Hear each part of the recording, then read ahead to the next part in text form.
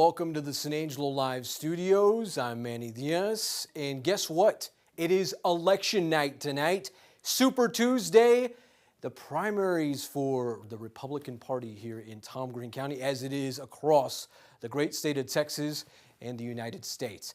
Tonight, we have plenty to unpack. Who is going to win this county judge seat? Lane Carter, Joe Hyde, Tommy Ushery, Todd Coles. We are watching the races closely tonight. We're going to bring you all the goods, plus some very interesting interviews from tons of politicos from across the state of Texas and the United States. All right, I think it's time. What do you say? The 2022 San Angelo Live election primary starts right now.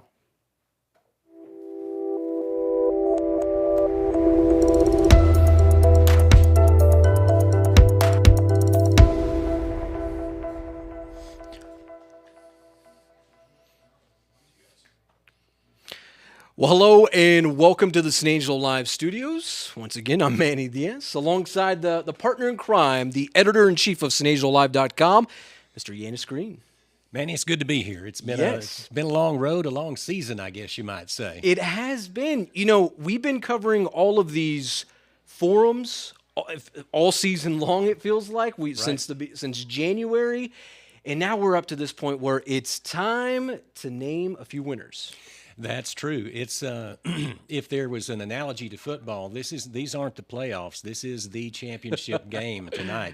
Unfortunately, the scoreboard, we may not see the final score tonight. We'll get into that later, but we have a lot of close races to cover, and I'm looking forward to it. Yes, indeed. County, probably the two the two most exciting races that we're watching tonight has to be, without question, the race for Tom Green County Judge, Joe Hyde, Lane Carter, Tommy Ushery, Todd Coles, and then we get into Tom Green County Commissioner Precinct 4. There's a number of those guys there. There are 6 candidates running for that position. Bill Ford, of course, is the incumbent, and you've got Coco Simpson and Lori Wilson, Derek Garnett, Dustin Barton, and of course Sean Nanny. So that's the field there. They're all from the Cristobal Knickerbocker area. All of them have run hard, and all 6 of them are sitting at home right now, waiting for those election results to come out. And it's going to be a very interesting race. Now, I'm not saying none of these other races have the potential for runoffs, but these two, given the amount of candidates that are in these races, I mean, this screams runoff. It actually does, and the numbers, especially in the county judge race, look like there's a possibility for a runoff there. I cannot see a scenario in the Precinct 4 commissioner race where there's not a runoff. They're very strong candidates, and that's why. But with those numbers of folks and very strong candidates who've really, really worked hard over the last several months, I think that it's going to be very difficult for a candidate to get 50% plus one vote in a primary like this, where the turnout is lower than we'd like. Right. Yeah, that's been something to talk about. We have a number of the candidates that are watching right now. Mr. Tom Daniel, Stacy Speck. We'll get into those a lot for the Justice of the Peace, Precincts 1, 2, and 3. These are up for grabs, too. Absolutely. And one not to overlook, or two not to overlook, is we've got a county court at law race that's very close. You've got Andrew Graves and Leland Lacey, who've both worked really, really hard. You've seen lots of signs. Leland Lacey's been everywhere. A billboard. Yeah, right. I mean, it feels like every block in San Angelo. And they've both been on radio, and they've been on our show, and they've been to at least one forum. So they've been working really hard. Also, the race for county clerk between Christina Ubando and Lupe Gomez. That's another contested race that will not result in a runoff. There will be winner take all in those two races, and hopefully, if everything goes right at the elections office, we'll know either tonight or early tomorrow. Speaking of that, our elections office, that's a great segue, Yanis, because we had a chance to chat with our very own elections coordinator, Vanna Hudson, who's just been, I tell you what, I wouldn't want her job for nothing. I wouldn't either, and she's done a fantastic job. And what happened was the legislature met after the 2020 election and wrote a new law called the the Election Integrity Law, which doubled basically the process of voting. And I think a lot of voters today figured that out, and those that voted early as well, going from paper to electronic back to paper. We'll talk about that later. But that job has hats off to Vanna for what she's doing. And if the results are a little bit delayed tonight, well, it's understandable. Yeah, and hats off not only to her, but the entire elections administration office. Crew. These guys do such a fantastic job. And it's not just this election, it's every single election that we see come through Tom Green County, or whether it's a school board race or anything else that it may be. They take good care of the fine folks here. In the meantime, I'd like to remind you folks that our election primary show is proudly presented by Media Advantage. We bring ideas to light. Thank you so much to Andy Marquis and Chris Forbes for their proud sponsorship tonight. In the meantime, let's get to our first story of tonight. By the way, we do have a Texas State representative coming up in the next few moments, Mr. Drew Darby. We will chat with him momentarily. In the meantime, let's unravel this voting, how we're voting these days in Tom Green County from Ms. Vanna Hudson. You know, a lot of times I'm asked to compare, well, is the turnout comparable to another election and so forth? And I really don't go by that. I mean, you certainly have the numbers, even though it's a governor's year, which is usually less turnout than the presidential. You have some local offices on the Republican ticket, so there's a little more interest this time for people to come out and vote than maybe they would in another year.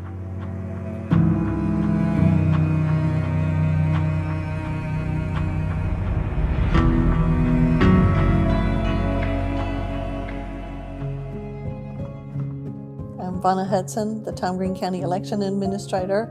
I was appointed in December of 2006. We have had some things happen this year that I don't know that any of us would have welcomed, such as paper shortages and new forms. And I think we had to order at least 5 new forms this year because they were changed out of the legislative session. Obviously, one of the bills, HB 1, impacted a lot of things, including ballot by mail. When they submit the application, they had to provide their ID number, so we had to work through that. Once the application is approved and they're mailed their ballot, they have to include their ID number when they return that ballot to us. And I'm running probably 45% of the voters that have returned their ballots that are not doing that. And this new procedure we have for the ballots by mail, if the voter didn't provide their ID on the ballot, we have the option to, up to a certain point, mail that ballot back to them for them to resolve it, or to call them and give them an opportunity to resolve it.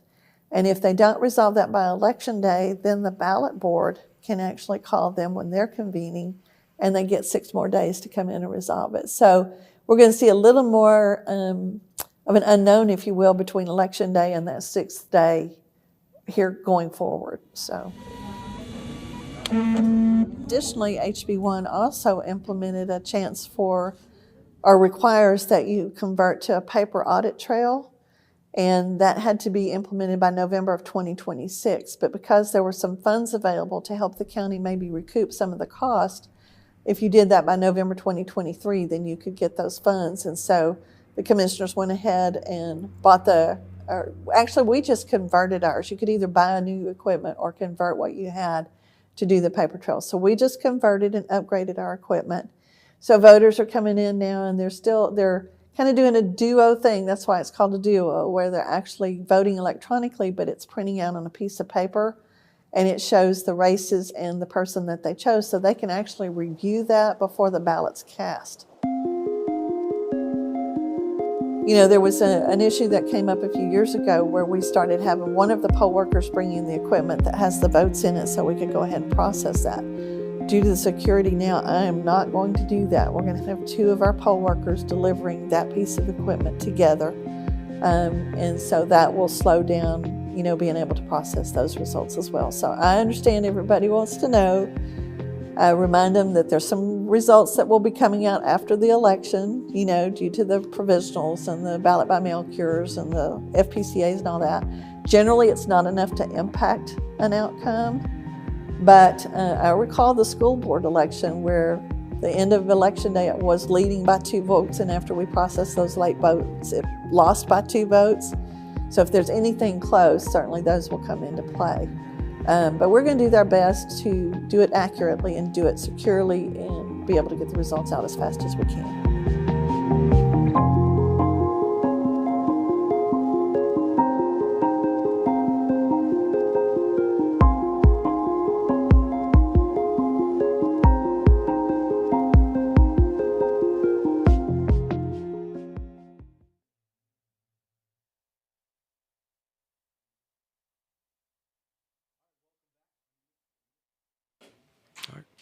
And welcome back. That's Counting the Tom Green County Votes with Ms. Vanna Hudson and her just wonderful voting election administration team there. Yanis, the biggest takeaway from that? Well, when she said 6 days, it could possibly be 6 days before those absentee ballots are actually counted. These races are that close. You may not know, and I've said this a couple of times, we may not know in a couple of these races who is even in the runoff for 6 days, and that is highly unusual. It's very difficult for campaigns, and it's certainly gut wrenching for a candidate who's worked so hard for so long to get to this point. So this will be an interesting, historic, and groundbreaking election. Right, because she made note the fact that it was a school board, race, and it came down to the last. It was the mail-in votes that really kind of decided that whole thing. Now, fingers crossed that none of these candidates have to go through that. Yeah. But it is the possibility of that happening, this time around. Absolutely, the possibility is there. And she went through that process of the mail-in ballots coming in and having a problem under the new voter election integrity law, where the information on the envelope and on the application itself had to be identical, and a lot of those had been rejected, not just in Tom Green County, but across the state. Wow. So for those mail-in ballots, somewhere around 30 or 40%, I think, was the average that had been rejected for technical reasons. And I know that Vanna had also said that she's reaching out to some of those voters, trying to clear up some of that. But statewide, if you're a candidate and you've counted on a large percentage of those mail-in ballots going into your pile, they may not be there if they're rejected. So that really shakes up every major race in Texas, from governor on down to right here, county judge. Absolutely. Well, fingers crossed that that does not happen this go around. We're hoping for the best, and hopefully that we just have a good, clean election this election cycle here. All right, so it is we're about 7:25 here. We're going to about 10 o'clock tonight. We do have Mr. Drew Darby, our Texas State Representative, representing District 72. Mr. Drew Darby, welcome into the program. We thank you so much for joining us tonight.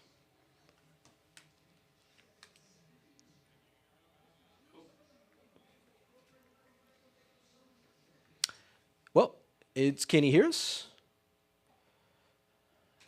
I think we're waiting to see if we can get Mr. Darby there. All right. In the meantime, we will. Okay. Let's see. Tremo, are we getting him in? Yeah, I'm working on it. Okay. In the meantime, all right. Let's. We will just put Mr. Darby on pause momentarily until we get that fixed there. A mic check from Mr. Darby.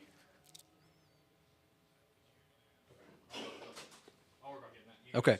All right. We're going to put Mr. Darby on pause for just a few moments until we get to him. In the meantime, we do have, let's see, we're talking about a number of these races here.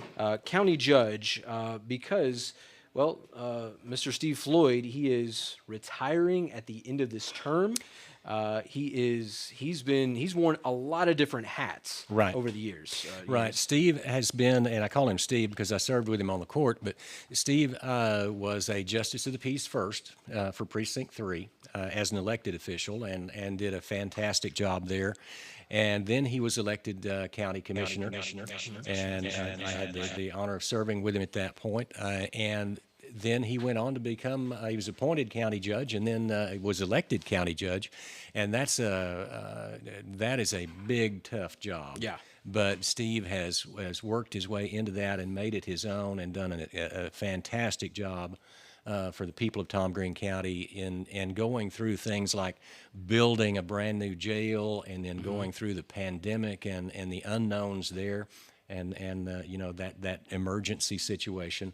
And he's come out with a very positive view and has left the county, will leave the county in good shape at the end of this year. So hats off to Steve Floyd. Really glad he was there. Definitely. And we will be hearing from Judge Floyd here during this show coming up a little later on. In the meantime, it looks like we have the technical difficulties figured out with Representative Drew Darby. Mr. Darby, welcome into the program here.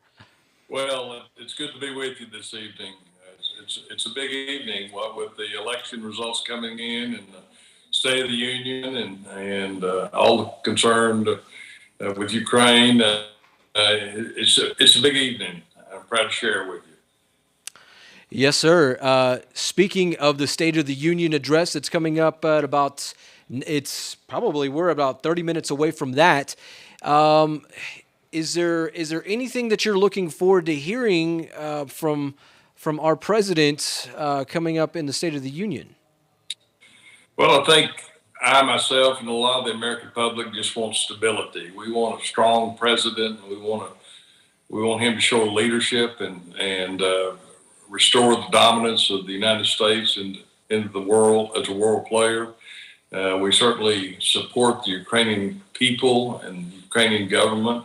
And I hope that his message is that we're going to continue to find ways that we can support them any way possible. Their cause is right, their cause is just, and I think the American people are behind the efforts to support the Ukrainian people. Mm-hmm.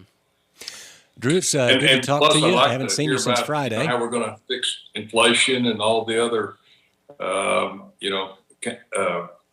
normally mundane issues discussed in the State of the Union, but certainly our economy and the effects of inflation bears heavily upon everyone's lives, and we want to hear from the president about his views on how we're gonna get a hold of inflation and get it under control and bring back prosperity, stability to this country. All right. It is very good to see you again, Drew, and to hear from you. How did you not draw an opponent in this this election cycle? I'm having a little bit of problem hearing your question, Yantis. Would you mind repeating that a second?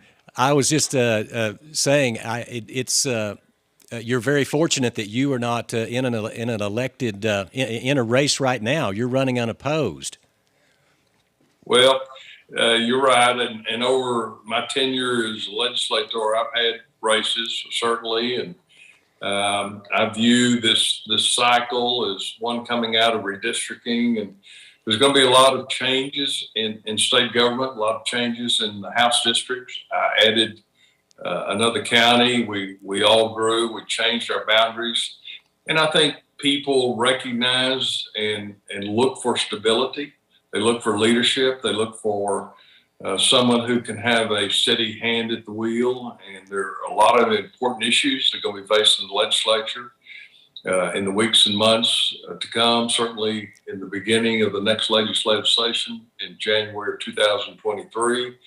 It's going to be, I hope, comforting to know that we have a seasoned veteran at that spot and can articulate the needs of this district and of Texas, and I think that's the message I got coming out of this cycle is we want stability and we value leadership. Okay, and let me ask you about the election integrity law.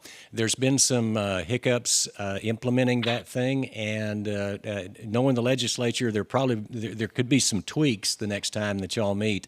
Any ideas there? Anything come to mind? Yantis, again, I can barely hear you, but is your question related to what we're going to face in the 88th legislative session? Is that, did I hear? Yes, the election integrity, the new bill, the new law Yes. that we're dealing with now. Will there be any tweaks to that next session? Absolutely. Absolutely. I mean, Vanna, bless her heart, she and other election offices throughout the state of Texas are having to deal with a massive change in our election laws. We sincerely tried to make it easier to vote. We increased the voting hours, the voting days. Hopefully we made it easier to vote and harder to cheat, and that was the purpose. But like most massive undertakings, I think we're beginning to see that there's some needed changes, and I am concerned about the mail-in ballots. I am hopeful that the message can go out to folks that if there is a problem, please contact the election office, and hopefully they can contact the voters and describe the irregularity and give them an opportunity to correct any deficiency they may have. I think the legislature is going to have to do a better job of communicating some of these changes to the public, and certainly we're out here in West Texas. We value the process, and there are lots of folks that value being able to vote by mail, and we want to make sure that that opportunity is not closed by some detail that can be corrected. We want to make sure all those votes are counted. So, Yantis, I heard your comments about on close races. We may not know until for several days after the 6 days before we actually have a true count. So, I would hope that the public would be patient. And we are trying to work through this process, and hopefully we'll have it straightened out before the general election in November. All right, we're here with Texas State Representative Drew Darby, District 72. This is our area, the Concho Valley. Mr. Darby, we're seeing a lot, going on with Russia and Ukraine. Certainly, the energy the natural gas, the talks of all of that. This current administration wants to kind of still keep Russian gas, Russian natural oil, or that type of energy coming to the United States. But how much would you like to see the Texas petroleum, the Texas energy be able to fuel the United States? Well, absolutely. We have the ability, certainly in Texas and in this part of the region, to provide for the strategic security of the United States. I think it's certainly within our grasp. We just need to have the policies in place that will allow entrepreneurs and private businesses and public businesses to find, explore, and extricate and ship and transport and refine those commodities. We've seen the oil and gas industry in America has been handcuffed. We've seen the administration deny leasing to public lands. We have seen the end of the Keystone Pipeline that would have brought 800,000 barrels from our closest neighbor, Canada, friendly neighbor, Canada. And yet we continue to export or to import some 400,000 barrels from Russia. Does not make sense. It does not make sense to handcuff American ingenuity and resources that would benefit a foreign dictator like Putin and the Russian government. I'm hopeful that the administration will see the light, that will reverse step and continue to encourage American industry to meet our strategic petroleum needs. We have that capability. And we just need to rely upon Americans for American security. Most definitely. Most definitely. All right, Drew, thank you so much for joining us this evening. It looks like we've got some early voting results that we need to get to. Thank you so much again, and we hope to see you soon. Good luck, folks. I will be watching tonight as the results come in, and you're doing a great service. Thank you for making this platform available to the folks in the Concho Valley, and thank you again for what you're doing to spread the word. Yes, sir. Thank you so much. Mr. Drew Darby, our Texas State Representative, District 72, we thank you so much, and best wishes to you down the road, Mr. Darby. So, all righty, as we continue our show tonight, big thanks to our representative there. Always so good to the Concho Valley, Yanis. You've had many dealings with him over the years, I can imagine. We have. We go back further than either one of us would probably want to admit. I remember when Drew was on the San Angelo City Council and was proud to see his efforts there and also to watch him go to Austin on our behalf, and he's done a yeoman's job, a fantastic job since he was first elected. He's always been a friend to us and a fighter for the Concho Valley, and we should be very proud of Drew and Clarissa and their entire family and all they've done for us. Most definitely, most definitely. All right, it appears that we do have, what's that? Yeah, tell you what. Let's take a quick commercial break. When we come back, on the back end of that, we will check in on some early voting results as our very own Yanis Green gives us the insight on that when we come back. In a world where advertisements are constant, how can a business make theirs stand out? Media Advantage can help. If you own a business and don't target customers through Google and social media, you're sitting on untapped potential. Media Advantage will target specific audiences for your business, Come up with creative ways to advertise, and take your online presence to the next level. Collaborative, innovative, performance-driven. Vote Media Advantage for your advertising agency. We bring ideas to light.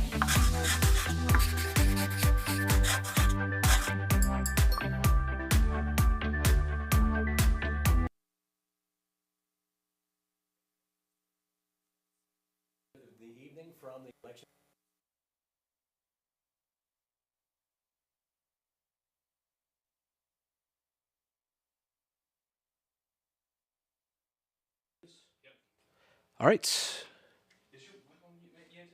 Okay. Let's see. All right. We'll come back to Yanis Green here momentarily. Let's see. We have some early voting results. Tremble, did we get that figured out? Here, let's take one more ad break. Okay. All right. We'll step aside here and we'll come back.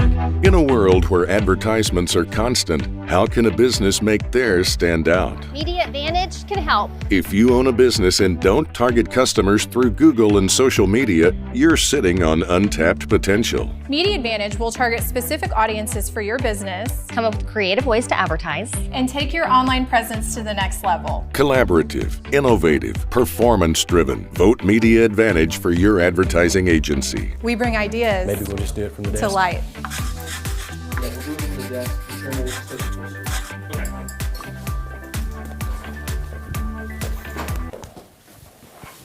And back to you guys. Alrighty, thank you so much for bearing with us. We are getting that situated there. In the meantime, we do have some early voting results to get to. Let's go ahead and get you the full screen of this here. And in the race for county judge, here we are. And Yanis, I'll let you do the honors. Well, it looks like right now with early voting of the ballots counted, it looks like Lane Carter has 1,284 votes. Joe Hyde has 748. Tommy Ushery has 605. Todd Coles has 1421. So right now it's a very close race between Coles and Carter. And that's, again, with early voting in. And we will see how the results progress as the evening goes on. But for right now, Todd Coles leading the pack with 1421 to Lane Carter's 1284, followed by Joe Hyde at 748 and Tommy Ushery at 605. All right, we do have some more results to get to. Look, it appears to be the County Commissioner Precinct 4 race. Trammell, if you go ahead and pull us up on that there. Lori Wilson, Coco Simpson, Derek Garnett, Sean Nanny, Bill Ford, and Dustin Barton. Their early voting results, it appears that, this is a very, very tight race as anticipated. And Bill Ford leading the pack there just by 2 votes ahead of Sean Nanny at 299 to Sean Nanny's 297.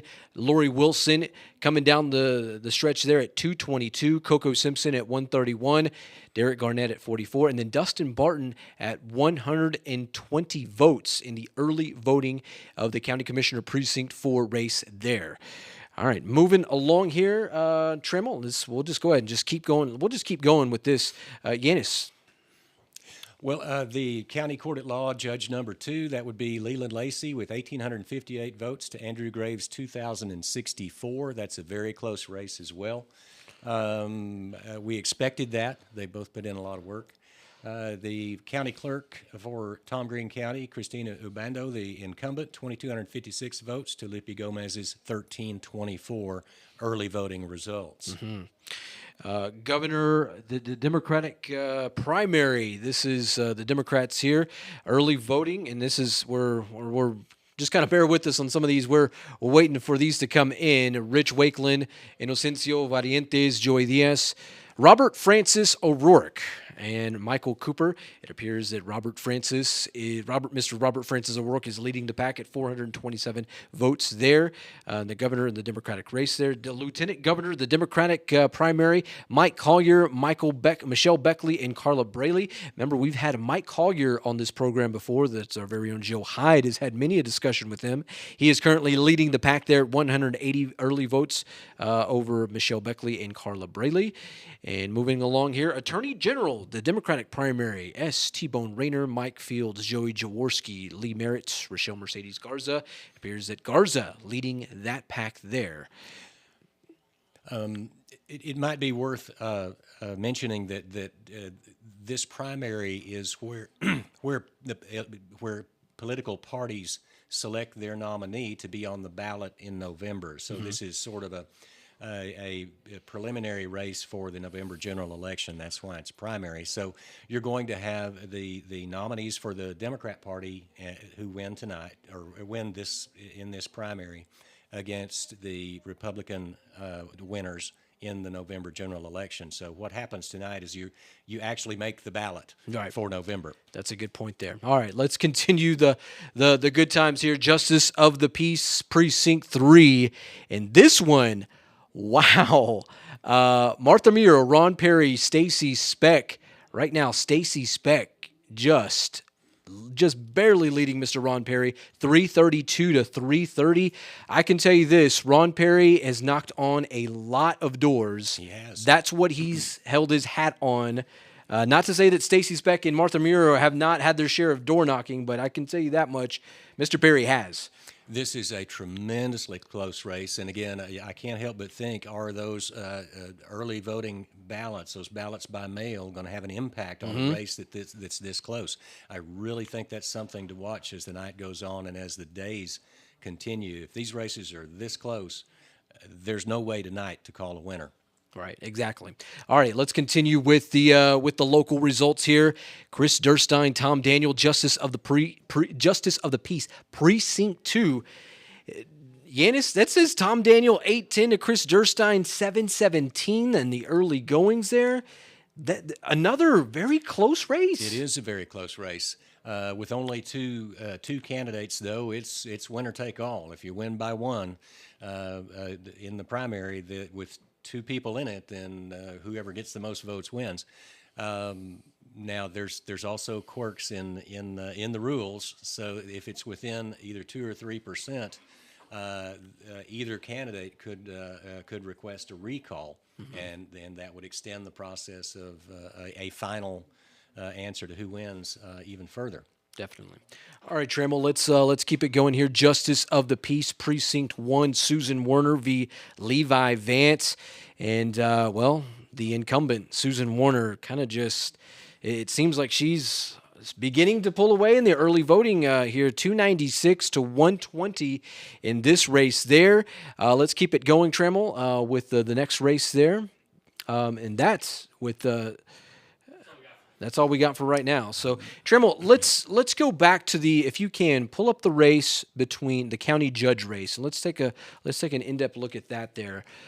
So we're seeing Lane Carter, Todd Coles kind of getting the early advantage here.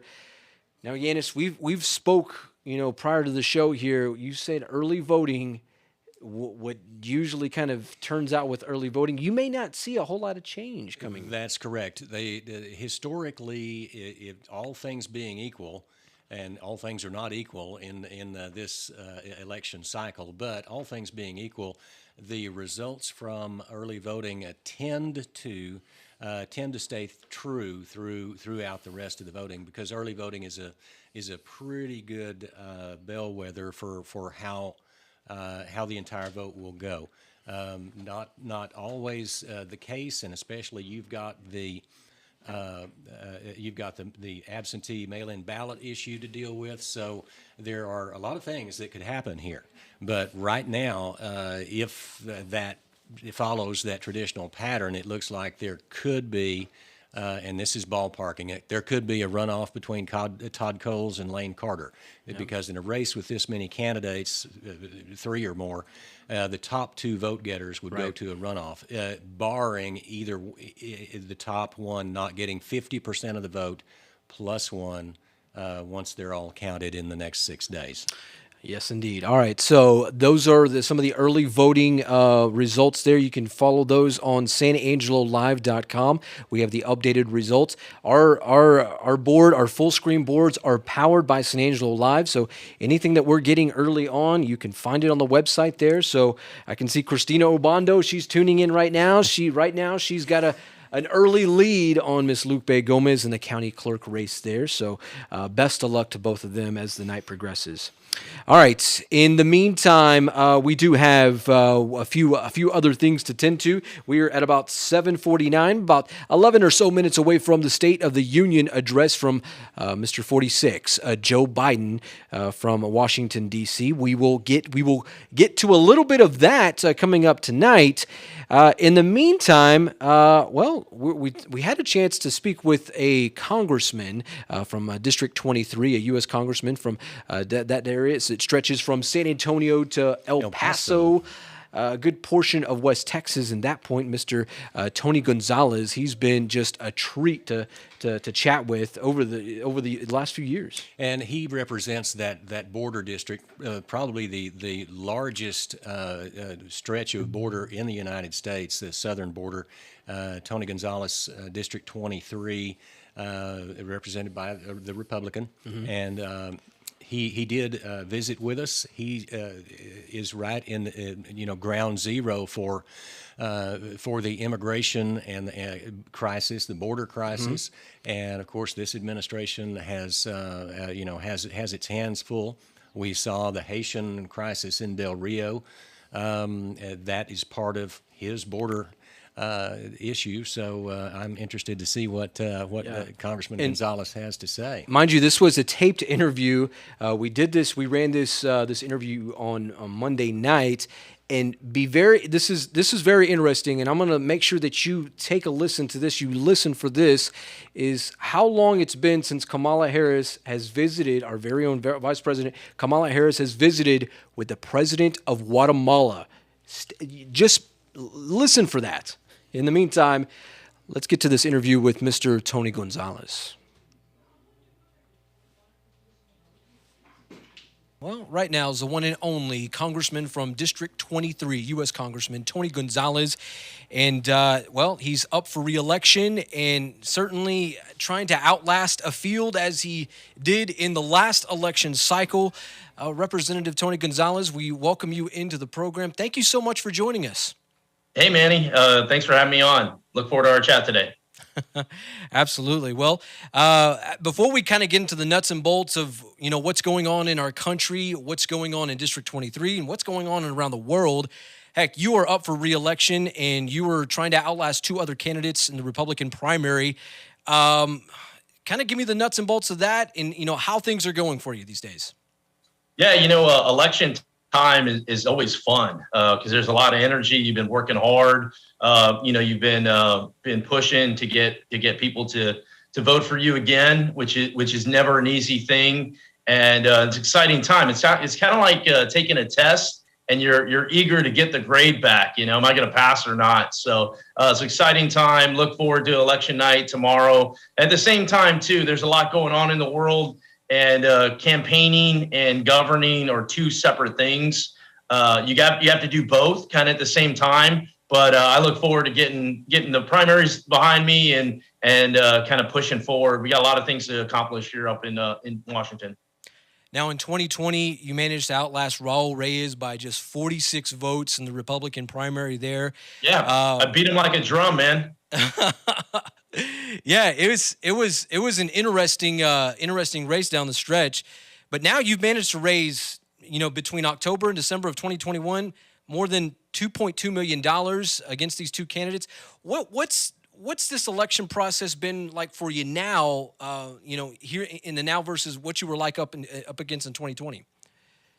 Yeah, it's a night and day difference. One, nobody knew who I was. I just retired from the military and kind of clawed my way to victory, if you will. No one gave me a chance. Everyone thought, this race was gone to the Democrats, and we won by 4%. We won by 12,000 votes on election night, which was very exciting.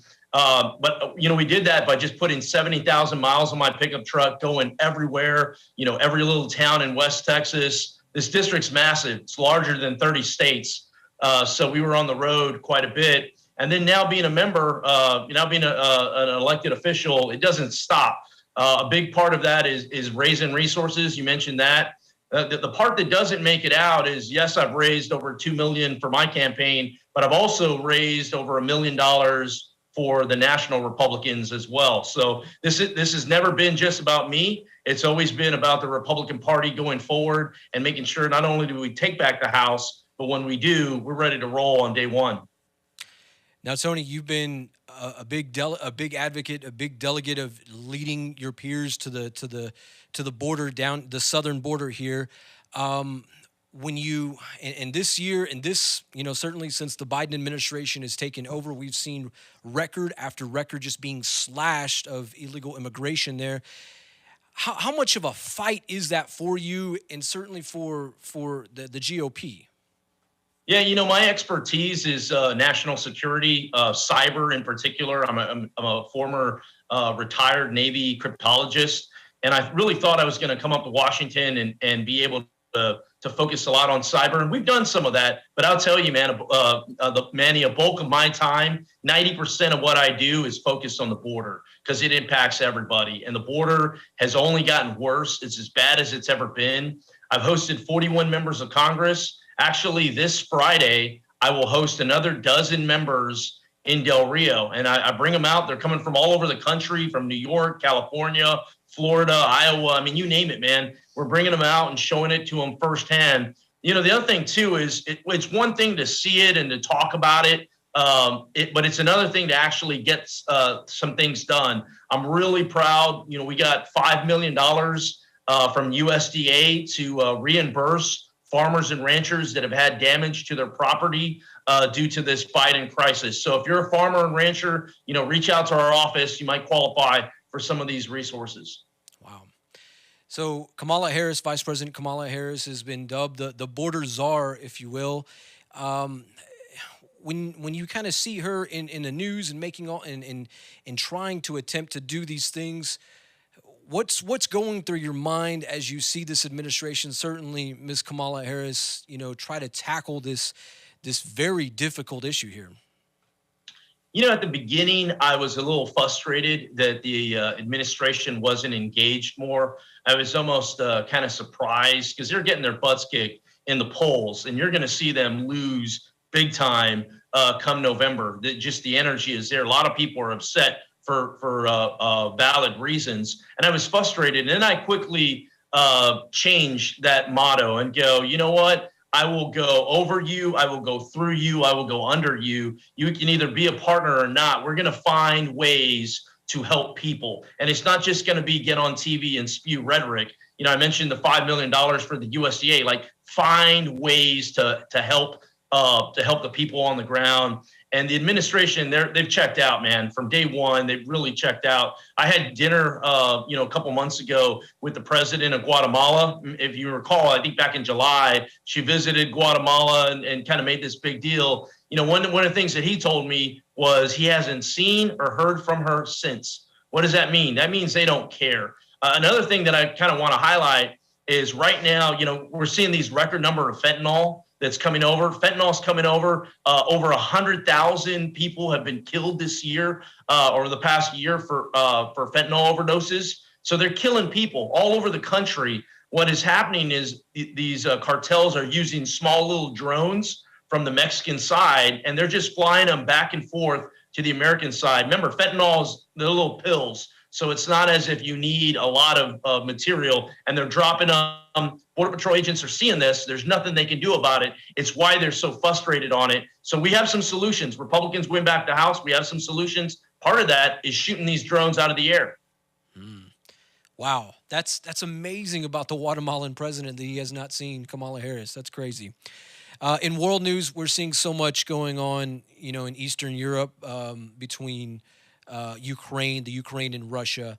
From your colleagues there in Washington, whether it's Republicans or Democrats, what is the overall message right now, between the two sides, between the aisle there? I mean, will we see any resolve with what's going on in there? Because it's such a sad deal, certainly for the Ukrainian folks there. Yeah, I hope we do. I hope this is an opportunity for Congress to lead again, for that Congress to come together and to be Americans and lead as Americans. Later today, we have a classified briefing with Secretary of State and Secretary of Defense and some others. I'm not too sure what's going to come out of that. But what I'll tell you is this: I visited Ukraine about 6 months ago, and I visited Taiwan a few months ago. I've tried to go to these places that are in the window for attack and get ahead of it. It's about getting ahead of the problem, not trying to play catch up. And when I visited Ukraine, I'll tell you, the Ukrainian people are tough, man. One guy in particular, he's wearing a Nirvana shirt. He's a 2014 veteran of the Russian war. And he goes, look, man, he goes, look, Tony, I don't want war. I'm a peaceful guy. But if Russia comes looking for a fight, we're not going to shy away. And that is exactly what we're seeing. We're seeing Putin get his nose bloodied.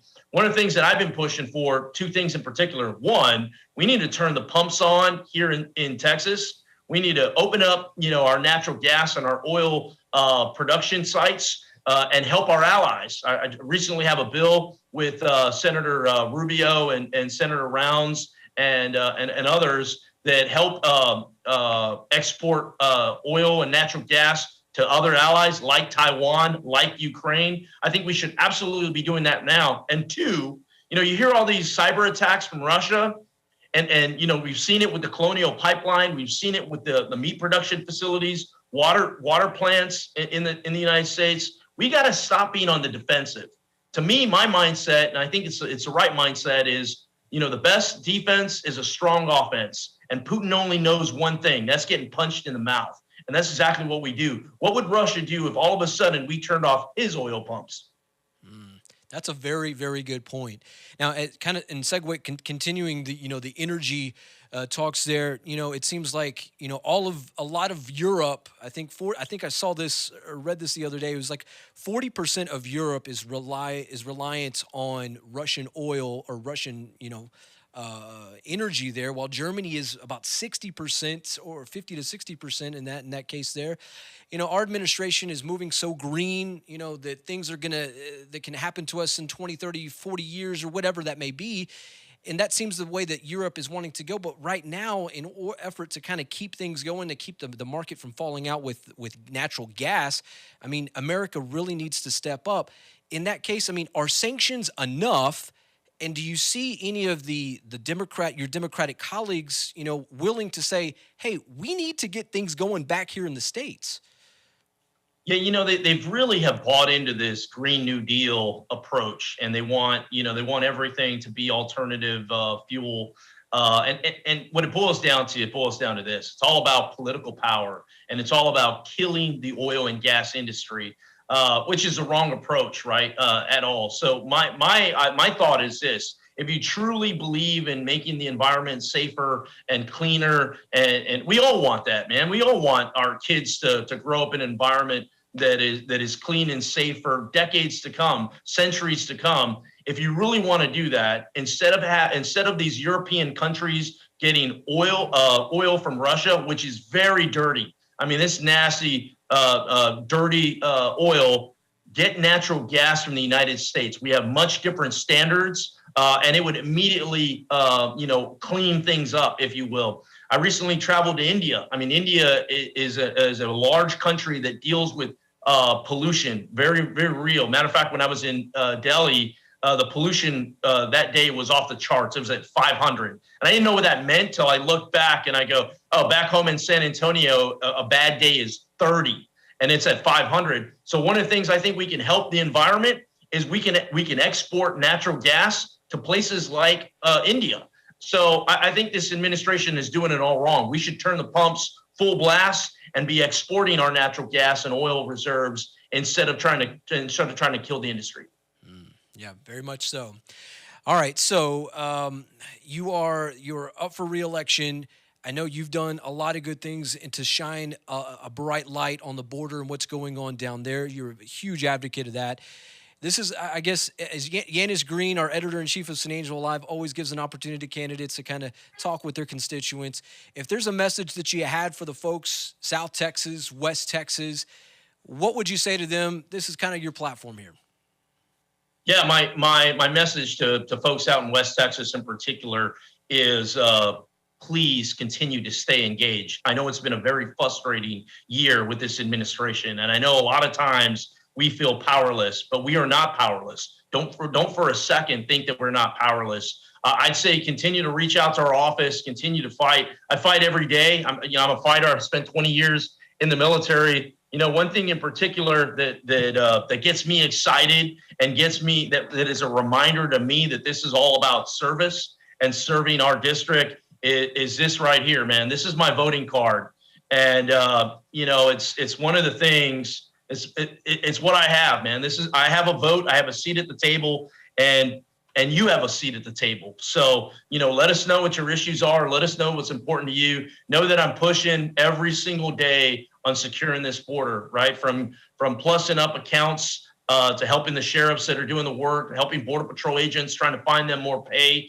fighting back against these vaccine mandates.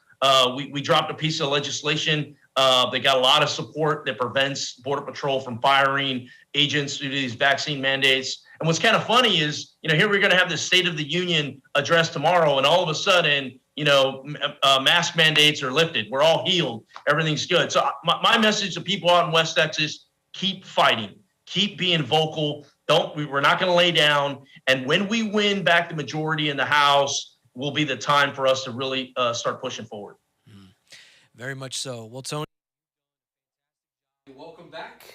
This is San Angelo Live primary election show, proudly presented by Media Advantage right here in San Angelo, Texas. And we do have some updated voting results to pass along to you. And as you can see right here on the live monitor, and it appears Lane Carter, Todd Coles still going neck and neck. It is Todd Coles at 1577, Lane Carter 1520. Joe Hyde at 850, Tommy Ussery 691. So this thing continues to get very interesting here between Lane Carter and Todd Coles. We'll discuss this race a little bit more in depth with Yanis Green here in just a few moments. Meanwhile, our County Commissioner Precinct 4 race in the Republican primary, well, this appears to be between Sean Nanny and Bill Ford, the incumbent. Right now, Bill Ford, it is Sean Nanny pulling ahead. It was Bill Ford leading in the early goings. Sean Nanny leading 346 to 343. Lori Wilson coming down the pike at 263. Then Coco Simpson at 158. I'm sorry. Derek Garnett at 54. Dustin Barton at 143. Getting to our next race. Trammell, do we have another update to go to with that? We have County Court at Law number 2, Leland Lacey, Andrew Graves.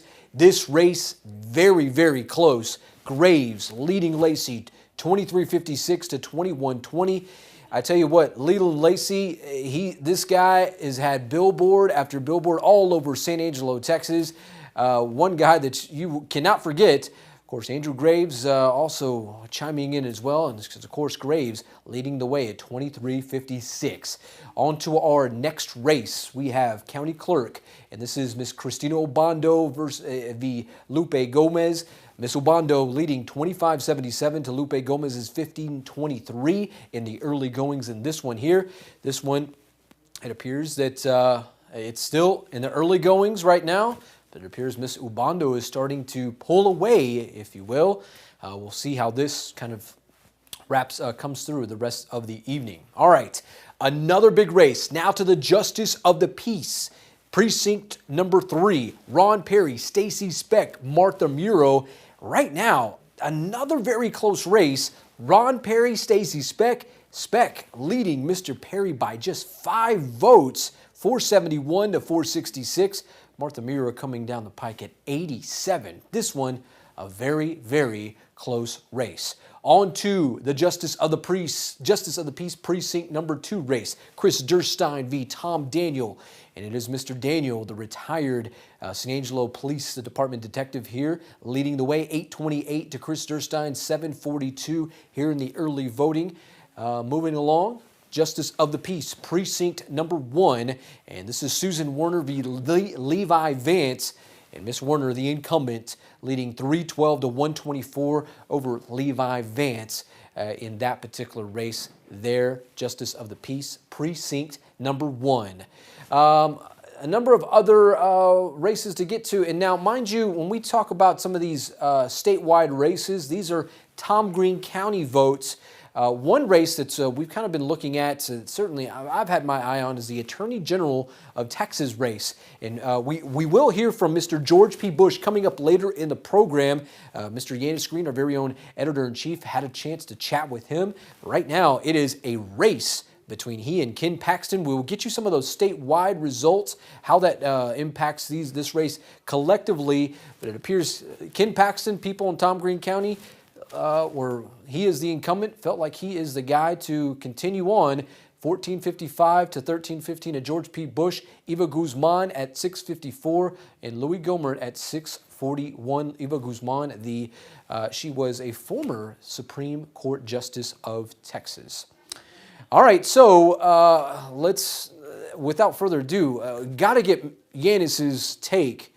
Yanis, give me your take certainly on, we'll get to that first and foremost, the county judge race.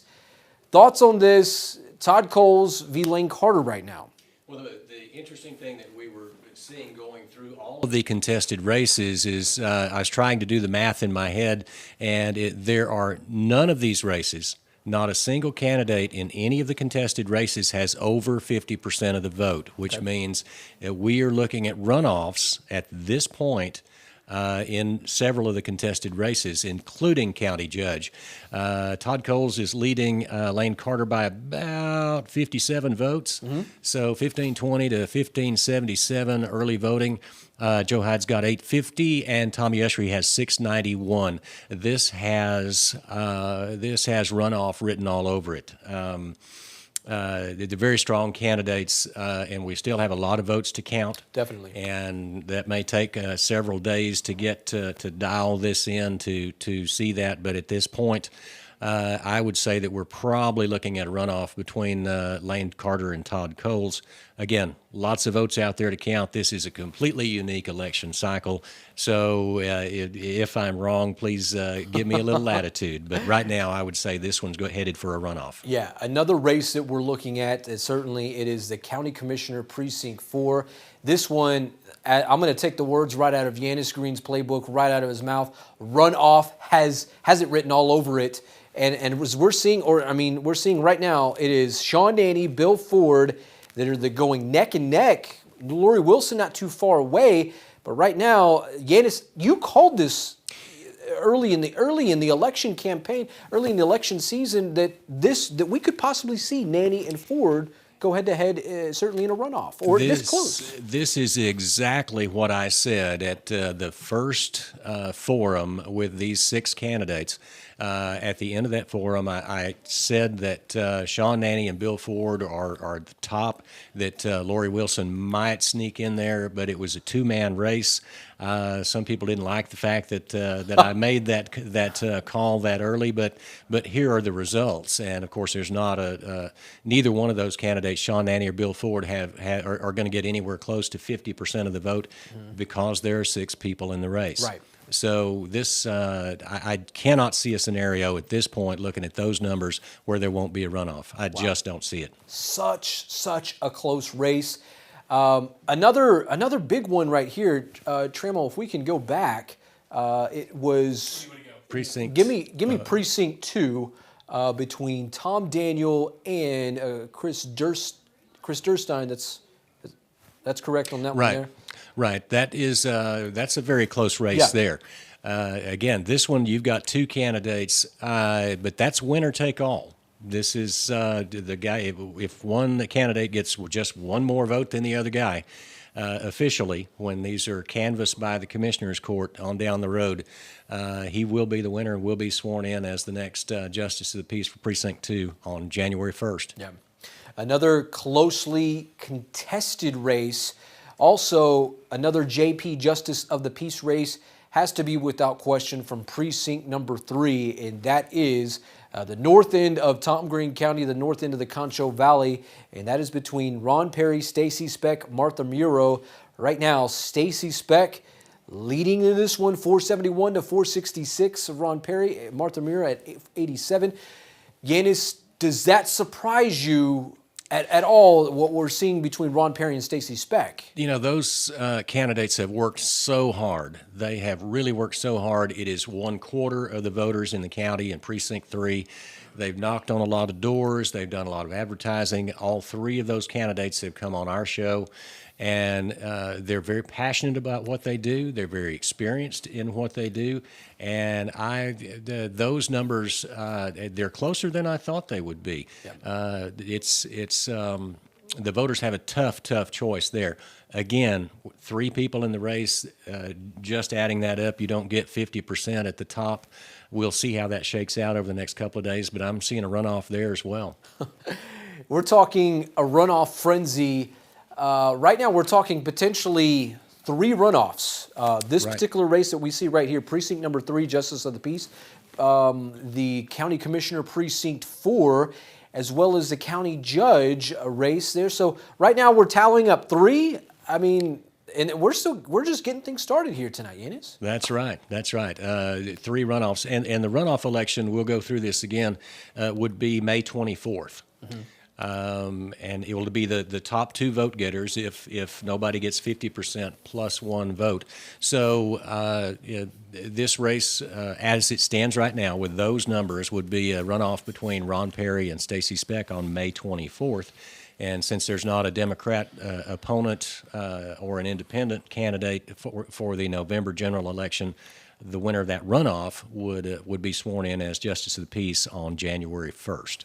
Indeed. All right. Speaking of that, I know you touched on the runoff and certainly that May 25th date. Also, that may impact an independent candidate running for county judge, Mr. Gary Jenkins. It certainly will. Yeah. Gary Jenkins is in an interesting position to actually, he has declared and announced that he's running as an independent candidate for county judge. The process of getting on the ballot as an independent, he avoided the primary election, which is this election. That's why he was not on either ballot, the Democrat ballot or the Republican ballot. What he has to do, though, to make the November general election ballot is once all the votes are counted in any runoff. So the runoff is the 24th, May 24th, starting May 25th. From May 25th to the end of June, that's about 28 days, if I remember right, he has to gather 500 signatures from registered voters who have not cast a ballot in this primary election. Repeat that. They cannot cast a ballot in this primary. They cannot have cast a ballot in the primary or in a runoff. So that's a tough hill to climb, but it can certainly, and the process is there to get an independent candidate on the ballot in November, and that's what Mr. Jenkins is looking forward to. An uphill battle. That's what that screams. That's tough. Not saying that he can't achieve that, but it's very difficult. And that should also be a big clue to the candidates for the Republican candidates for county judge. Their race is not over. Mm-hmm. And after the primary, their race is still not over. They'll have to face an opponent in November if Mr. Jenkins can get those signatures and get on the ballot. Now imagine that. So obviously we're trending towards a runoff between a Republican candidate in the county judge race. Yep. Now, if Mr. Gary Jenkins is able to collect 500 signatures of folks that did not vote in this primary or the runoff, so essentially for the Republican candidates, they could be looking at 3 different campaigns. Right. In this whole year, having to raise all that money time after time after time after again. I can't imagine the psyche, let alone the checkbooks that are going out to these fine folks. Well, I'm very fond of saying that politics is a contact sport, and it is, and it's tough. But it's also a marathon, and it's that way on purpose. You want to elect the right person to the right job, and it's difficult. It's difficult to do that, to win that final election and to get sworn in. So the process, our forefathers were geniuses, and the folks that have come after them to create this process that's difficult to weed out the lesser candidates, and not lesser by any means, but the last guy standing has gone through a process, and it's a tough process. So we'll see certainly an outstanding new county judge once all the dust settles in November. Most definitely. All right, and if you're looking for up-to-date results, of course, we will have them here, but you can check them out on www.sanangelolive.com. They will be right there. We will have up-to-date, I'm used to saying scores with Cover One Live on Friday nights during the fall, but we will have up-to-date voting results as they come in. In the meantime, Matt Trammell, I can see that the State of the Union address is ongoing with Mr. Joe Biden, Mr. 46. Trammell, are we ready to take that? All right, so it looks like we will step aside. We will hear from Mr. Joe Biden at the State of the Union address in Washington, D.C. Coming up after the break, we will hear from one of our very own county Justice of the Peace coming up after these few words from Mr. Joe Biden. Justice of the Supreme Court, my fellow Americans. Last year, COVID-19 kept us apart. This year, we're finally together again. Tonight,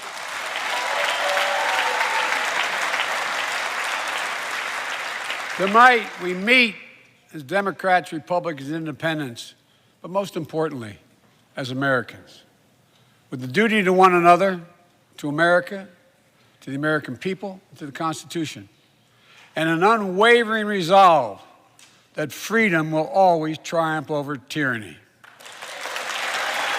Thank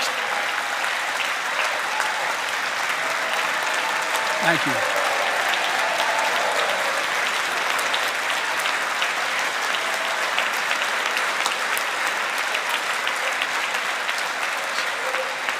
Six days ago, Russia's Vladimir Putin sought to shake the very foundations of the free world, thinking he could make it bend to his menacing ways.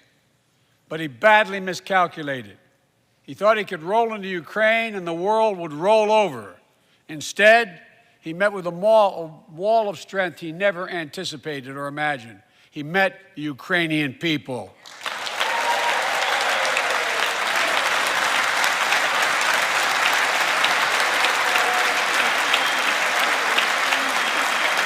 From President Zelensky to every Ukrainian, their fearlessness, their courage, their determination literally inspires the world. Groups of citizens blocking tanks with their bodies. Everyone from students to retirees to teachers turned soldiers defending their homeland. And in this struggle, President Zelensky said in his speech to the European Parliament, "Light will win over darkness." The Ukrainian ambassador to the United States is here tonight, sitting with the First Lady. Let each of us, if you're able to stand and send an unmistakable signal to the world of Ukraine. Thank you. Thank you, thank you, thank you.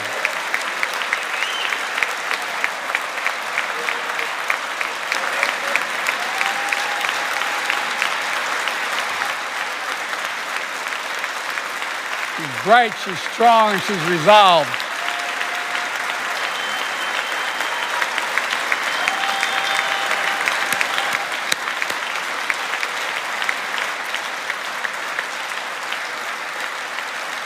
Yes, we, the United States of America, stand with the Ukrainian people. Throughout our history, we've learned this lesson. When dictators do not pay a price for their aggression, they cause more chaos.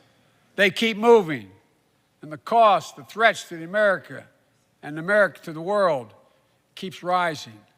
That's why the NATO alliance was created, to secure peace and stability in Europe after World War II. The United States is a member, along with 29 other nations.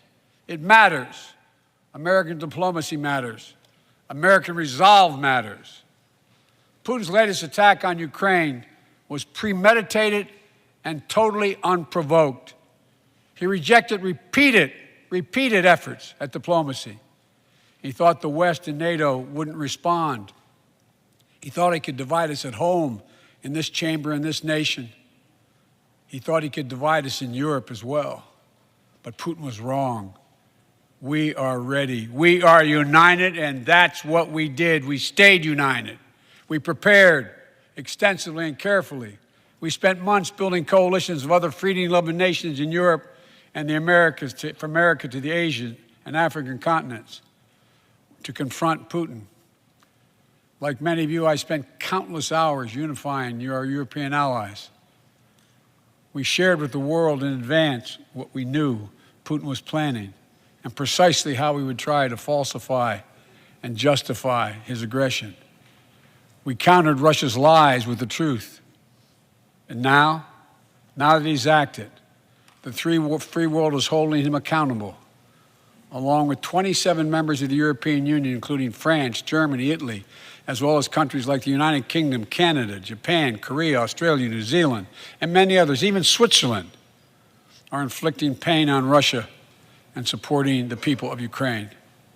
Putin is now isolated from the world more than he has ever been. Together,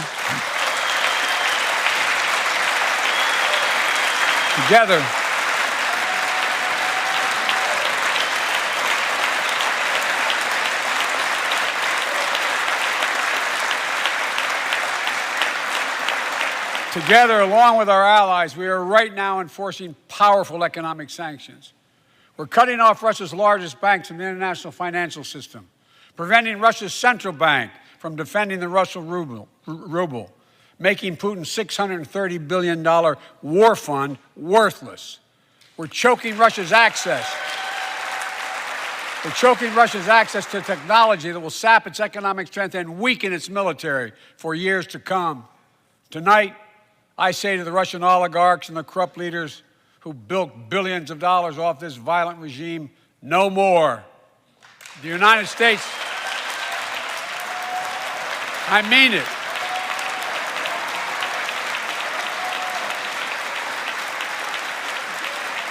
The United States Department of Justice is assembling a dedicated task force to go after the crimes of the Russian oligarchs. We're joining with European allies to find and seize their yachts, their luxury apartments, their private jets. We're coming for your ill-begotten gains. And tonight, I'm announcing that we will join our allies in closing off American airspace to all Russian flights, further isolating Russia and adding additional squeeze on their economy.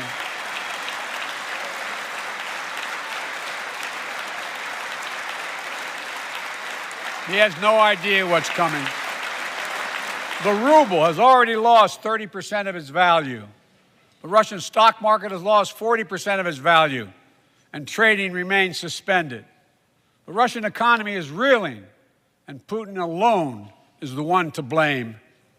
Together with our allies, we're providing support to the Ukrainians in their fight for freedom. Military assistance, economic assistance, humanitarian assistance. We're giving more than $1 billion of direct assistance to Ukraine, and will continue to aid the Ukrainian people as they defend their country and help ease their suffering.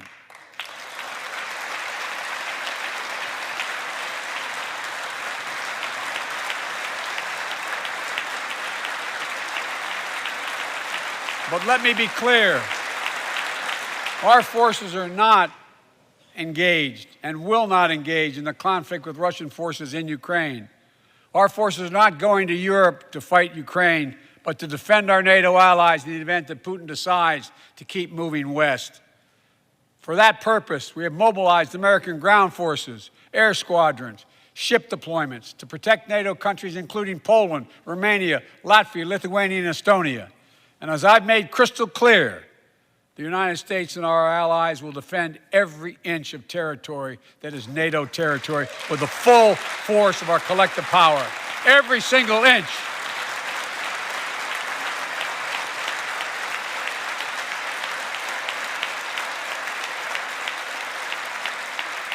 And we're clear-eyed. The Ukrainians are fighting back with pure courage. But the next few days, weeks, and months will be hard on them. Putin has unleashed violence and chaos. But while he may make gains on the battlefield, he'll pay a continuing high price over the long run. And a pound of Ukrainian people, the proud, proud people, pound for pound, ready to fight with every inch of energy they have. They've known 30 years of independence, have repeatedly shown that they will not tolerate anyone who tries to take their country backwards. To all Americans, I'll be honest with you, as I always promised I would be. A Russian dictator invading a foreign country has cost around the world.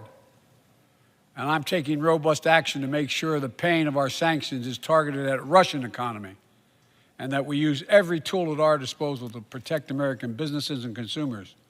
Tonight, I can announce the United States has worked with 30 other countries to release 60 million barrels of oil from reserves around the world.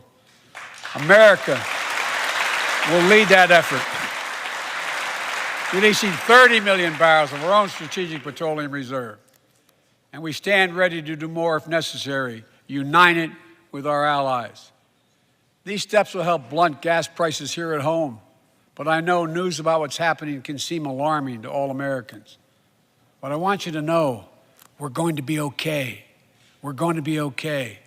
When the history of this era is written, Putin's war in Ukraine will have left Russia weaker and the rest of the world stronger.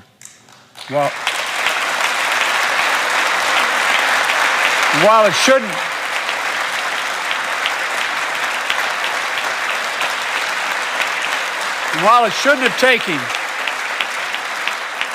have taken something so terrible for people around the world to see what's at stake, now everyone sees it clearly. We see the unity among leaders of nations, a more unified Europe, a more unified West. We see unity among the people who are gathering in cities and large crowds around the world, even in Russia, to demonstrate their support for the people of Ukraine. In the battle between democracy and autocracies, democracies are rising to the moment, and the world is clearly choosing the side of peace and security. This is the real test, and it's going to take time. So let us continue to draw inspiration from the iron will of the Ukrainian people. To our fellow Ukrainian Americans who forged the deep bond that connects our two nations, we stand with you. We stand with you. Putin may circle Kyiv with tanks, but he'll never gain the hearts and souls of the Iranian people. He'll never extinguish their love of freedom and he will never, never weaken the resolve of the free world.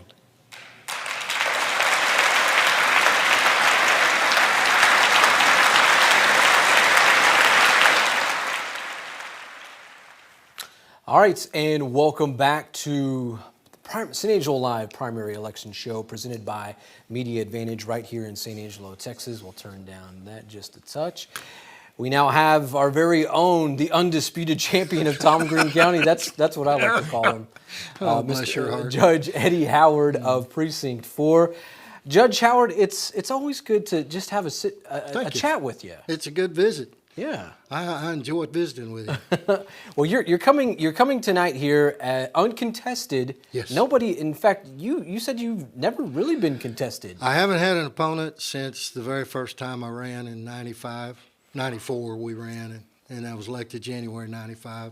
Had an opponent then, was able to win pretty handily, and I don't know if that's what caused people, but I love this job, and I love doing what I do, and I think people notice that, you know. Yeah. So. Yeah, I can recall it was an eviction story during COVID that we had included you in, and that was seen all over the state of Texas. Wow. And it was probably one of our most watched stories of the COVID times. Not saying, I mean, My COVID was what it was, Yeah. but I mean, Yeah. you were talking about something just very serious, and you provided some very good insight that people were just genuinely curious about. So we appreciate you coming on tonight. Thank you. You said that you've actually had a moment to kind of sit and chat with some of these candidates tonight. You said you've been to a few camps. Yeah, it's, you know, enjoying. I enjoy watching the excitement. That is a lot of fun. I'm glad I'm not in that arena, you know. But and this is my last hurrah, so I'm not going to run again. But so I'm really enjoying this, and it's got kind of bittersweet, you know. Wow. Now, there's a race, another Justice of the Peace race. It is at a precinct number 3. Yes. Martha Muro, Stacy Speck, Mr. Ron Perry. Yanis and I were talking about this before we took Mr. Joe Biden at the State of the Union address. That race has to be probably one of the surprise races of the night, wouldn't you say? It is surprising to me. You know, you think you know what's going to happen, and the voters show you that they know what's going to happen. Yeah. No, absolutely. That's a great way to put that there. We're seeing a lot of other races. Certainly, the county judge race between now it seems to be between Todd Coles and Lane Carter. Now, of course, Joe Hyde and Tommy Usher are still in this thing, but right now it's between those two gentlemen there. It seems as it is, and that to me is kind of surprising. What is happening there? You know, I have my preference, which as a judge I got to leave that alone. But my personal thing is, and you see what's happening, and it is kind of surprising. Yeah. Of how the voters are relating to these folks who have given a lot of their life to these few weeks that they've been running. Yeah, absolutely. And I believe Yanis touched on it. It is an absolute marathon from beginning to end, because for Todd Coles, he announced, what was it, in the summer? It was back in the summer when this race really kicked off. Actually, last year when Judge Floyd said that he was not going to seek re-election again, there were rumblings then, and there were posturings then by several camps, folks that who are actively support candidates and are really involved in politics. And when it first started, I'll be honest, there weren't nobody wanted to run for county judge. Right. Nobody wanted to run for county judge. And we, again, Tom Green County surprises you, and you get 4 guys who are fantastic people. Good quality people. Absolutely good folks. And the voters are the stars might lie, but the numbers never do. You're going to see, I think, looking at it right now, there's going to be a runoff between 2 of those guys, the former city councilman, and of course Todd Coles, who was with the Economic Development Board, a small business owner. But they're not over at the end of the runoff either, you know, as we were talking about earlier. So this is a marathon. And yet this is one of the most unique arenas in when I call it a contact sport, if you look at some of the statewide races, they're nasty. Right. They are nasty, and we've Oh, the ads are crazy. And when I first ran, people seemed to say, "No, don't do that. Right. We don't want you doing that." And I didn't do that, and I'm not saying that's why I won, but now people seem to want to have that agitation, that conflict, so they see the spirit of the person. Absolutely. Which I don't think you have to do that to show your spirit, but it is surprising. It is, and I think social media has a lot to do most definitely. with how campaigns are run now, and the way what we used to call mudslinging takes place. Some of it's friendly, and some of it's not, but you always get some on you. So that's this is not over, and it's interesting to see what the voters are doing. And that's what the genius about this process. We can sit here and speculate, but it's just like a football game. You can look at all the specs and all the and kind of judge who you think's going to win and who's going to outscore who. But you got to play the game. Yep. And the work that goes into it, guys. These folks. Whoever loses has nothing to be ashamed of. Right. These guys have given their life to this, and they're better for it. I can assure you they'll be better for it. Oh, it's going to hurt tonight or tomorrow whenever things finish, but they're going to be better for it. No matter who wins or who loses, those people will be good. Without question. People that are good, of course, Stacy Speck, she's tuning into our Facebook live stream right now. It is a very close race between her and Ron Perry. The last we checked in, it was 471 to 466 with Miss Stacy Speck leading the way in that one. Yantis, if we had to pull a Topo Chico on this, would you say that this race might go to a runoff? Is that safe to say? Well, again, look at the numbers. You don't have 50%. No candidate has 50% plus one. So if those numbers hold true, you're looking at a runoff in this race as well, and as well as the county judge race and precinct 4 in county commissioner. So there's 3 possible runoffs. This one surprised me, but I don't see a way to get out of it. In the old days, we could see which boxes were counted, and we could tell you that there are big boxes out still left. Like in precinct 3, for example, it would be the Grape Creek box, would be a great big box that could affect those numbers a lot. But now we don't have that information. We get sort of cumulative results from the elections office. So you have to rely on what you see, and those numbers right there point to runoff at this point. I had somebody tell me just a little bit ago that they went by Grape Creek and the parking lot was full of people that had not been able to vote at that point in time. They were waiting, and it was full of people. Wow. And that was, I'm thinking that was about 6 o'clock, 6:15, something like that they were talking about. That's exactly this race that we're talking about in Precinct 3. In fact, we had one of our very own contributors tonight, Sonia Ramirez Munoz, who went out to vote before she came out to the office to help us out tonight. She said she had to wait. She had to wait quite some time before she could cast her vote. So it's been a very interesting night, to say the least. That one's a potential runoff. We're seeing the county judge. And then, of course, Precinct 4, which is your precinct, with the county commissioners. That particular precinct, were you surprised to see so many candidates wanting to challenge Bill Ford, the incumbent? You know, I was surprised for the number. I wasn't surprised that people tried to do that. But, yeah, the numbers did surprise me. And, you know, I think there was a fellow who ran previous election that had to run as a sign-in, write-in candidate. Right. And I think that inspired some folks, because I think he didn't do real well, but he did better than what people thought that he would do. Yanis and I, we've talked about this. And you've been a part of, elections and been a part of our local government here for quite some time. Has that many candidates in a particular race, 6 candidates, has that been a part of Tom Green County elections? Are we making history with this tonight? I don't remember I don't either. that had that many. I do not. I do not. No, that's, there's always a perception.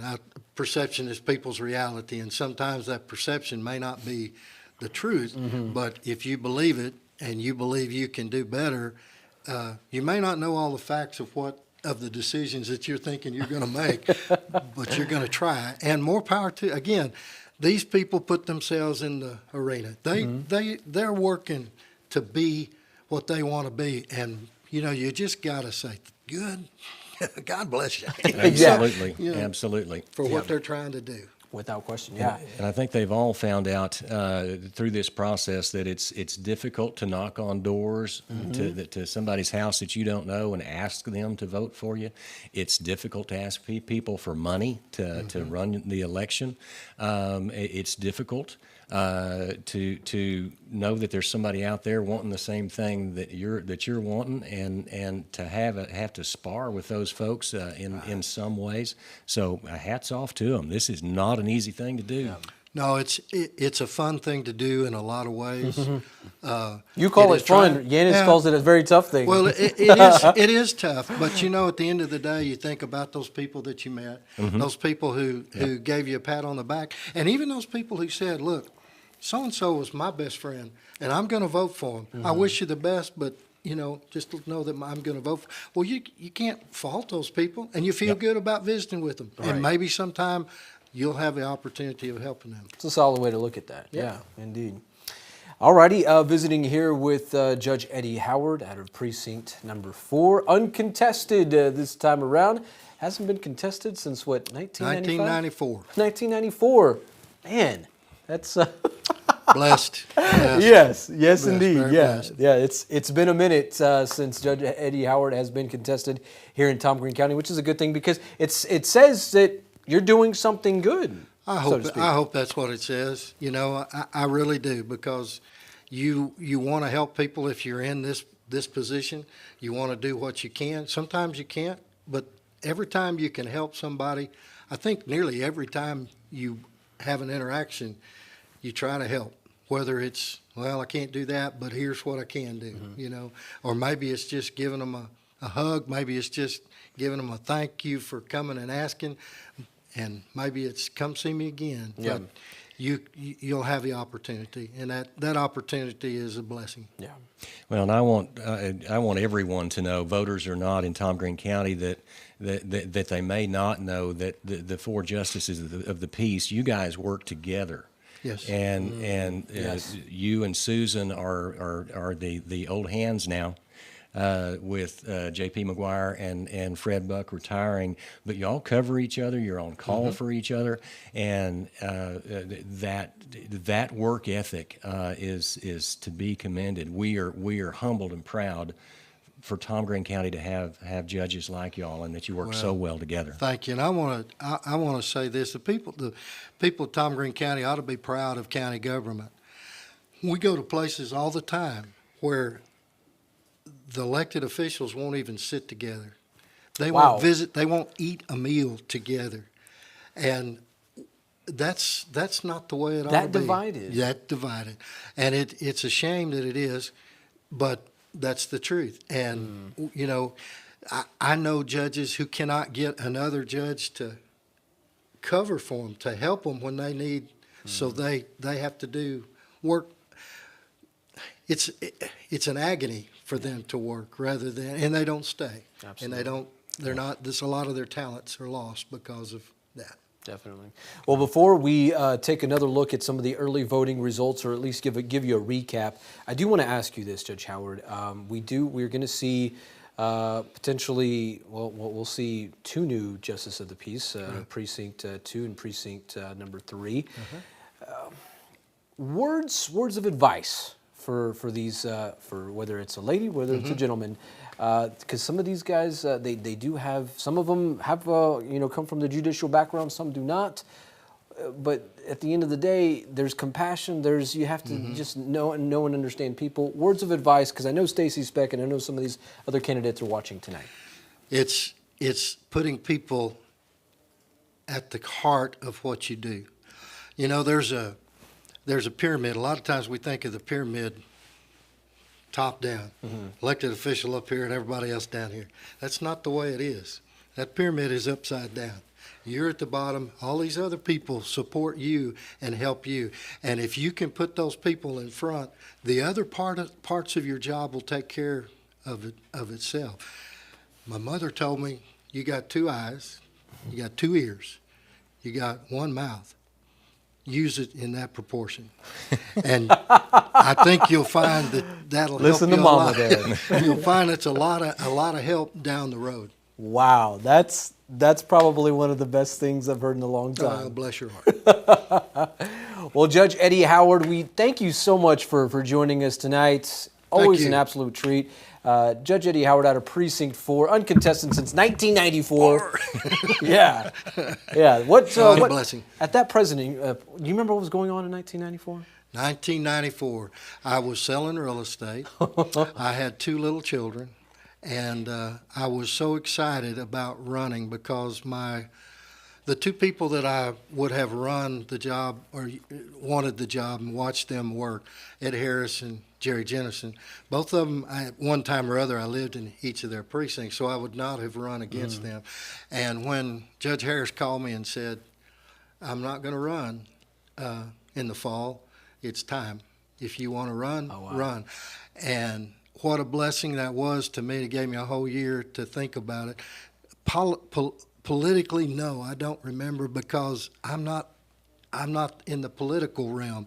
This judgeship, you're kind of out of that. Now you support your party and all of that stuff, but I'm not into the minutia of who's going to do what and how it's all going to work. That's not my job. The judge is supposed to be autonomous and listen to the people who come before you, and that's what I think will happen with these new guys. Absolutely. Well, Judge Eddie Howard out of Precinct 4, thank you so much, sir, for joining us tonight. We're going to step aside. When we come back, we will have a recap of some of the early voting results, proudly presented by Media Advantage.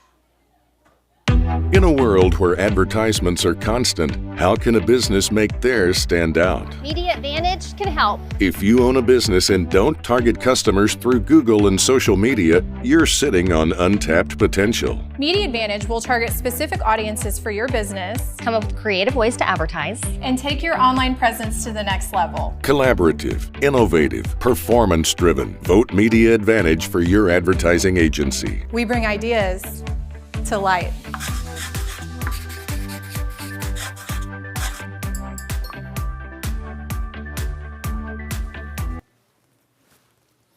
All right, our 2022 San Angelo Live primary election show proudly presented by Media Advantage. We bring ideas to light. All right, let's give a quick recap of what's going on here in Tom Green County regarding the elections, beginning with the county judge race. And it appears right now, Todd Coles, Lane Carter, as you see right there, it is a difference of about 57 votes. Joe Hyde, Tommy Usry, 850 for Joe Hyde, Tommy Usry at 691. Yanis Green is calling this one pretty much a runoff already. That's the way it appears. We shall see the rest of this night, the way things shake out through the rest of this night, if you will. Going into precinct number 4, county commissioner race here. This is 6 candidates here. Unprecedented, challenging the incumbent, Bill Ford. And right now, well, Sean Nanny is giving Bill Ford all he can handle because it is 346 to 343. Sean Nanny leading Bill Ford. Not far behind, Miss Lori Wilson, 263. Then we get to Coco Simpson at 158, Dustin Barton at 143, Derek Garnett at 54. County Court at Law number 2, man, this is a really close race. Now, mind you, when we talk about these particular races, we'll get into some of these. This is winner take all tonight, folks. Unlike these other ones where we have, 4 or 6 candidates, 3 candidates, these are just 2 candidates in each particular race. Andrew Graves, 2356 to Leland Lacey's 2120. We'll see how this one shakes out tonight. Of course, as we showed you in the early goings of tonight, we could see certain things shake out in the next 6 days, if you will. So we encourage you to look back at our story counting the Tom Green County vote. All right, county clerk race. Christina Ubando, Lupe Gomez. Right now, Miss Ubando, the current county clerk. Yanis, she was appointed? Miss Ubando? She was appointed, and this is her first election, and this is a very close race. This is one, again, winner take all. They both worked very hard. Both of them have done their homework, and we'll see how that shakes out. There hasn't been much change since early voting. The results were handed out. Indeed. All right, Justice of the Peace, Precinct number 3. We're talking elections. We hear the dark horse in this. The dark horse race has to be, without question, this Justice of the Peace Precinct number 3 race right here. Martha Miro, Ron Perry, Stacy Speck. And the last we checked, updated voting, Stacy Speck just barely leading Mr. Ron Perry, 471 to 466. Martha Miro at 87 votes there. Moving along, Justice of the Peace Precinct number 2. Between Mr. Chris Durstein and the retired San Angelo Police Department Detective Tom Daniel. 828 for Mr. Daniel, 742 for Mr. Chris Durstein. And this is, like Yanis said, winner take all, as we are going to see tonight and through the next few days. So yes, precinct number 2, precinct number 3 will most definitely have a new Justice of the Peace with Mr. Buck and with Mr. McGuire retiring at the end of their respective terms. All right, Justice of the Peace Precinct number 1, the incumbent Susan Werner leading Mr. Levi Vance, 312 to 124.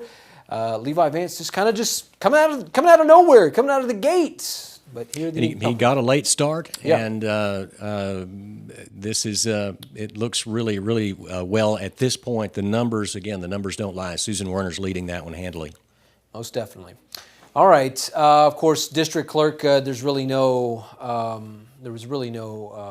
challengers in those particular races for that. So, with that said, Matt Trammell, we do have some more content to get to. You want to take a quick commercial break before we get back to the desk? How about that? When we come back, more from the San Angelo Live Primary Election Show presented by Media Advantage. In a world where advertisements are constant, how can a business make theirs stand out? Media Advantage can help. If you own a business and don't target customers through Google and social media, you're sitting on untapped potential. Media Advantage will target specific audiences for your business, Come up with creative ways to advertise. and take your online presence to the next level. Collaborative, Hey, there he is. innovative, performance-driven. Vote Media Advantage for your advertising agency. We bring ideas to light.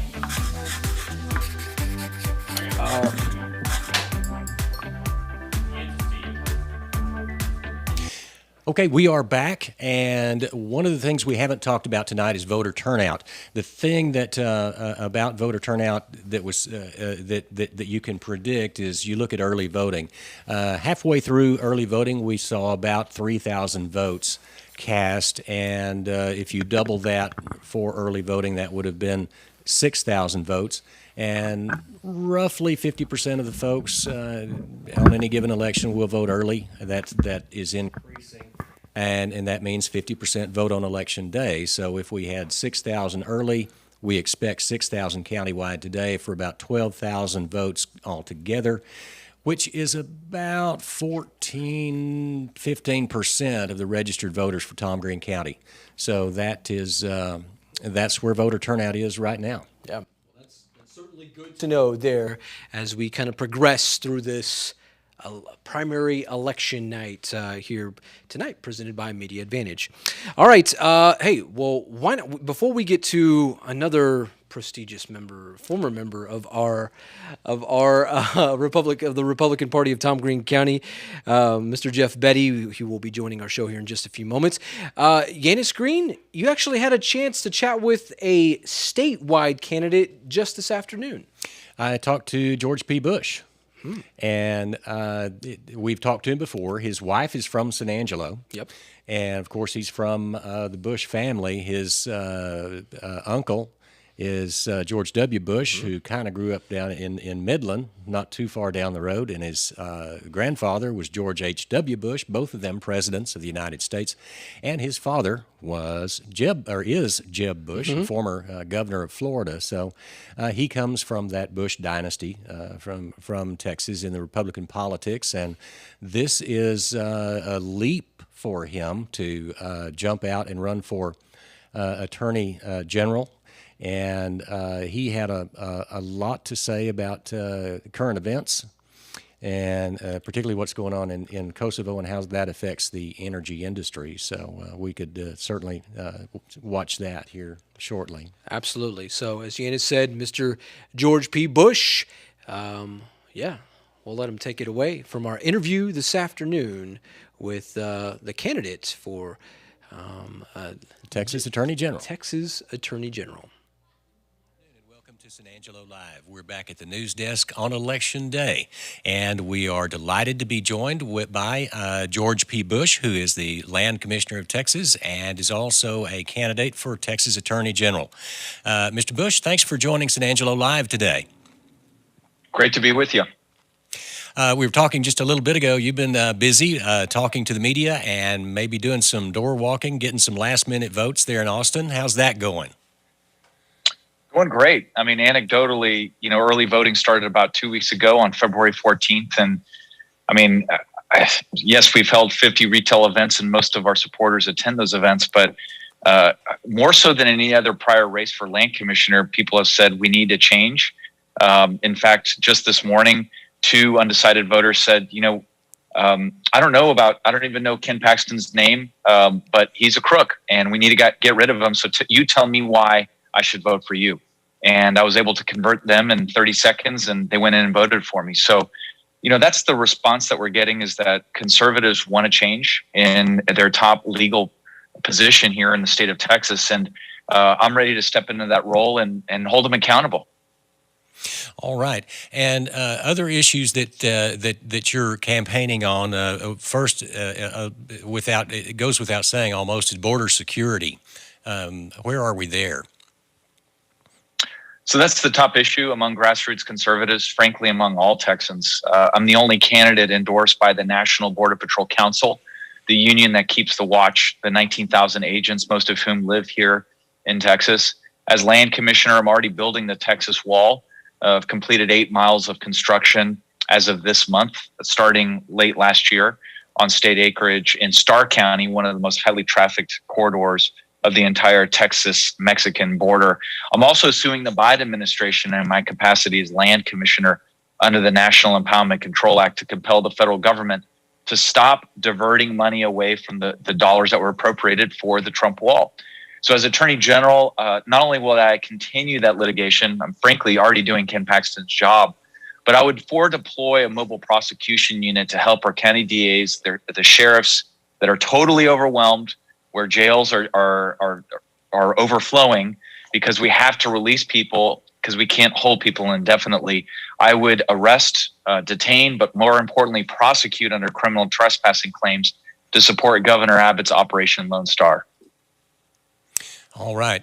As Attorney General, the current situation in the Ukraine has a lot of us very concerned. It just seems like the country's in a very precarious spot right now. What, as Attorney General, would be your role in representing the state in dealing with issues like that?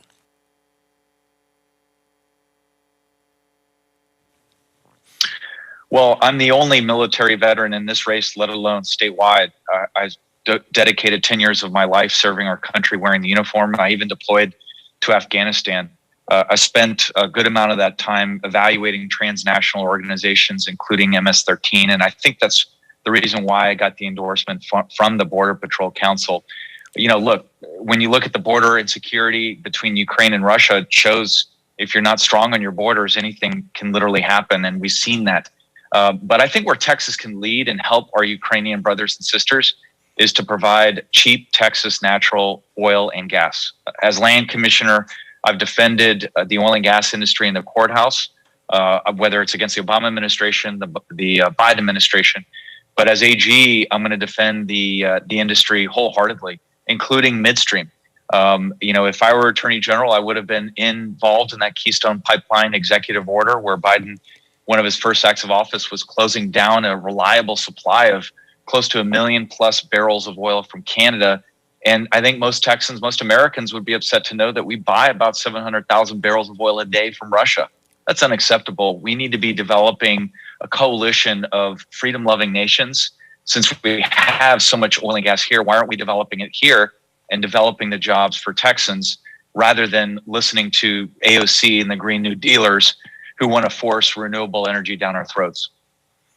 And that's hitting us in the pocketbook here in the Concho Valley and in the Permian Basin and across Texas is what's happening because of the current administration's policies.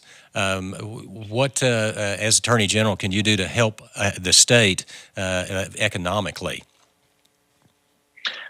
Well, the beauty of Texas is that less than 1% of our acreage is controlled by the feds. So even if Biden continues to wave the magic wand through executive order and shut down new leasing on oil and gas tracts, it doesn't affect the Texas oil and gas industry as much. But I do believe we need to defend the industry in other jurisdictions. I'm a friend of the court, is what they call it in legal circles, on a case involving the Western Petroleum Association in Wyoming, where we're challenging that executive rule. As Attorney General, I would look at the shutdown of offshore leasing for oil and gas industry. We need all forms, as we're seeing with oil now cresting over $104 a barrel just today. It's good for producers, it's good for Texas, but it's tough for consumers, let alone our friends in Eastern Europe and in Western Europe. So, all along for many years as a veteran myself, the best way, and I've learned this the hard way, is the best way to avoid conflict is to rule through peace through strength, as Ronald Reagan once talked about. And our strength as a country is this abundant resource that doesn't allow for countries like Germany and Italy to concede to Vladimir Putin and autocratic regimes. We can use Texas oil and gas as a way to strengthen peace-loving coalitions like NATO and hopefully in Asia as well. And look, as Attorney General, you've got to find standing in cases and win. I have experience doing that as land commissioner, whether it's Endangered Species Act, where liberal plaintiffs' attorneys try to bring cases and list, or just defending executive orders that come from the White House, the Interior Secretary, Bureau of Land Management, and others, which I have over or close to a decade of experience in dealing with now. All right, this is a busy day for you, and it's a busy day for Texas. Thank you for taking time out of your day to visit with us here at San Angelo Live. Is there anything else you'd like to tell voters who haven't made up their minds just before they go? So check out my website at georgepbush.com. Get involved, exercise your right to vote. Turnout has been low in Texas, but let's turn that around today. It's a beautiful day in Central Texas. I imagine the Concho Valley as well. So get out there, vote. And I think this is going to a runoff, so I hope to ask for your vote in 3 months as well. But God bless you all, and God bless the Concho Valley. All right, Land Commissioner Bush, thank you so much for joining us here at San Angelo Live. Anytime, let's do it again. All right, we will. Thanks. For San Angelo Live, I'm Yantis Green. Well, there we are, Yantis Green with our current land commissioner, George P. Bush. He's running for Attorney General of Texas tonight, challenging Ken Paxton, the incumbent in that particular race. Meanwhile, before we get to Mr. Jeff Betty and talking, the voter election integrity and what goes on into counting the vote, you want to stay tuned for this because Mr. Betty has a lot of knowledge about this particular thing. But before that, so let's get to the county judge updated results. And right now, you see Lane Carter, Todd Coles continue to battle this thing out. Total votes between mail-in, we're seeing some mail-in votes coming in as we kind of put on here on the board. And it's Lane Carter, 62 mail-in votes, 35 for Joe Hyde, 25 for Tommy Estrie, 34 for Todd Coles, which the total count comes out to 1631 for Lane Carter, 1641 for Mr. Todd Coles. So it's a difference of about 10 votes between Carter and Coles now, as we are looking at more than likely a runoff between those two. County Commissioner Precinct 4. This one continues to get interesting here as we see the battle between Sean Nanny and Bill Ford continue. As you see, Bill Ford, the incumbent, 15 mail-in votes for him, 10 mail-in votes for Sean Nanny, which equates to 363 for Mr. Nanny, 359 for Mr. Bill Ford. So, I mean, this race continues to be very, very tight, very contested. Lori Wilson still kind of hanging in there at 274 votes.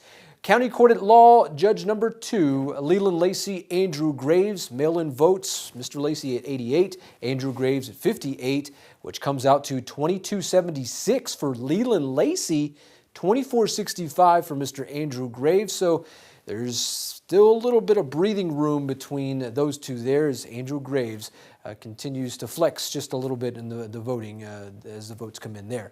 All right, County Clerk, Christina Ubando, Lupe Gomez, 91 mail-in votes for Miss Ubando, 37 for Miss Lupe Gomez, which comes out to about 2743 for Christina Ubando, 1596 for Lupe Gomez in that particular race there. All right, Justice of the Peace Precinct number 3.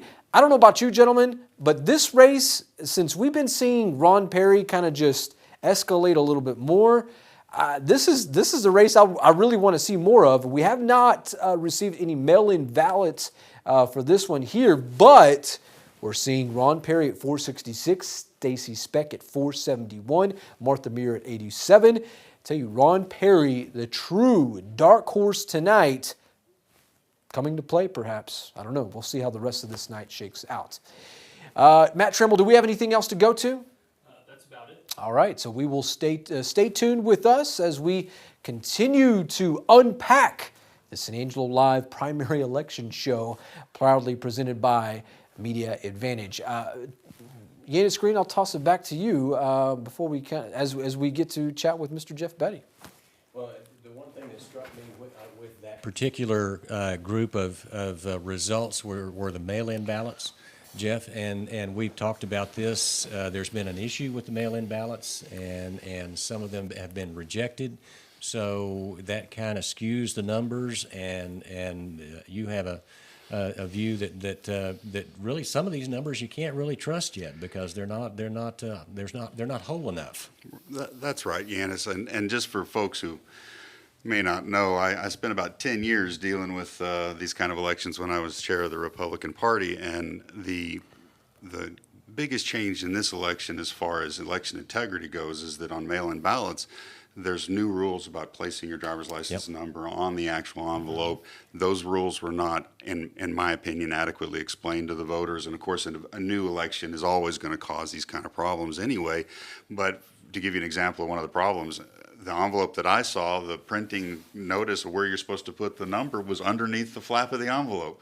Not a great placement on that. So those kinds of issues have resulted in some rejections or at least delays in getting those ballots cast. Yeah.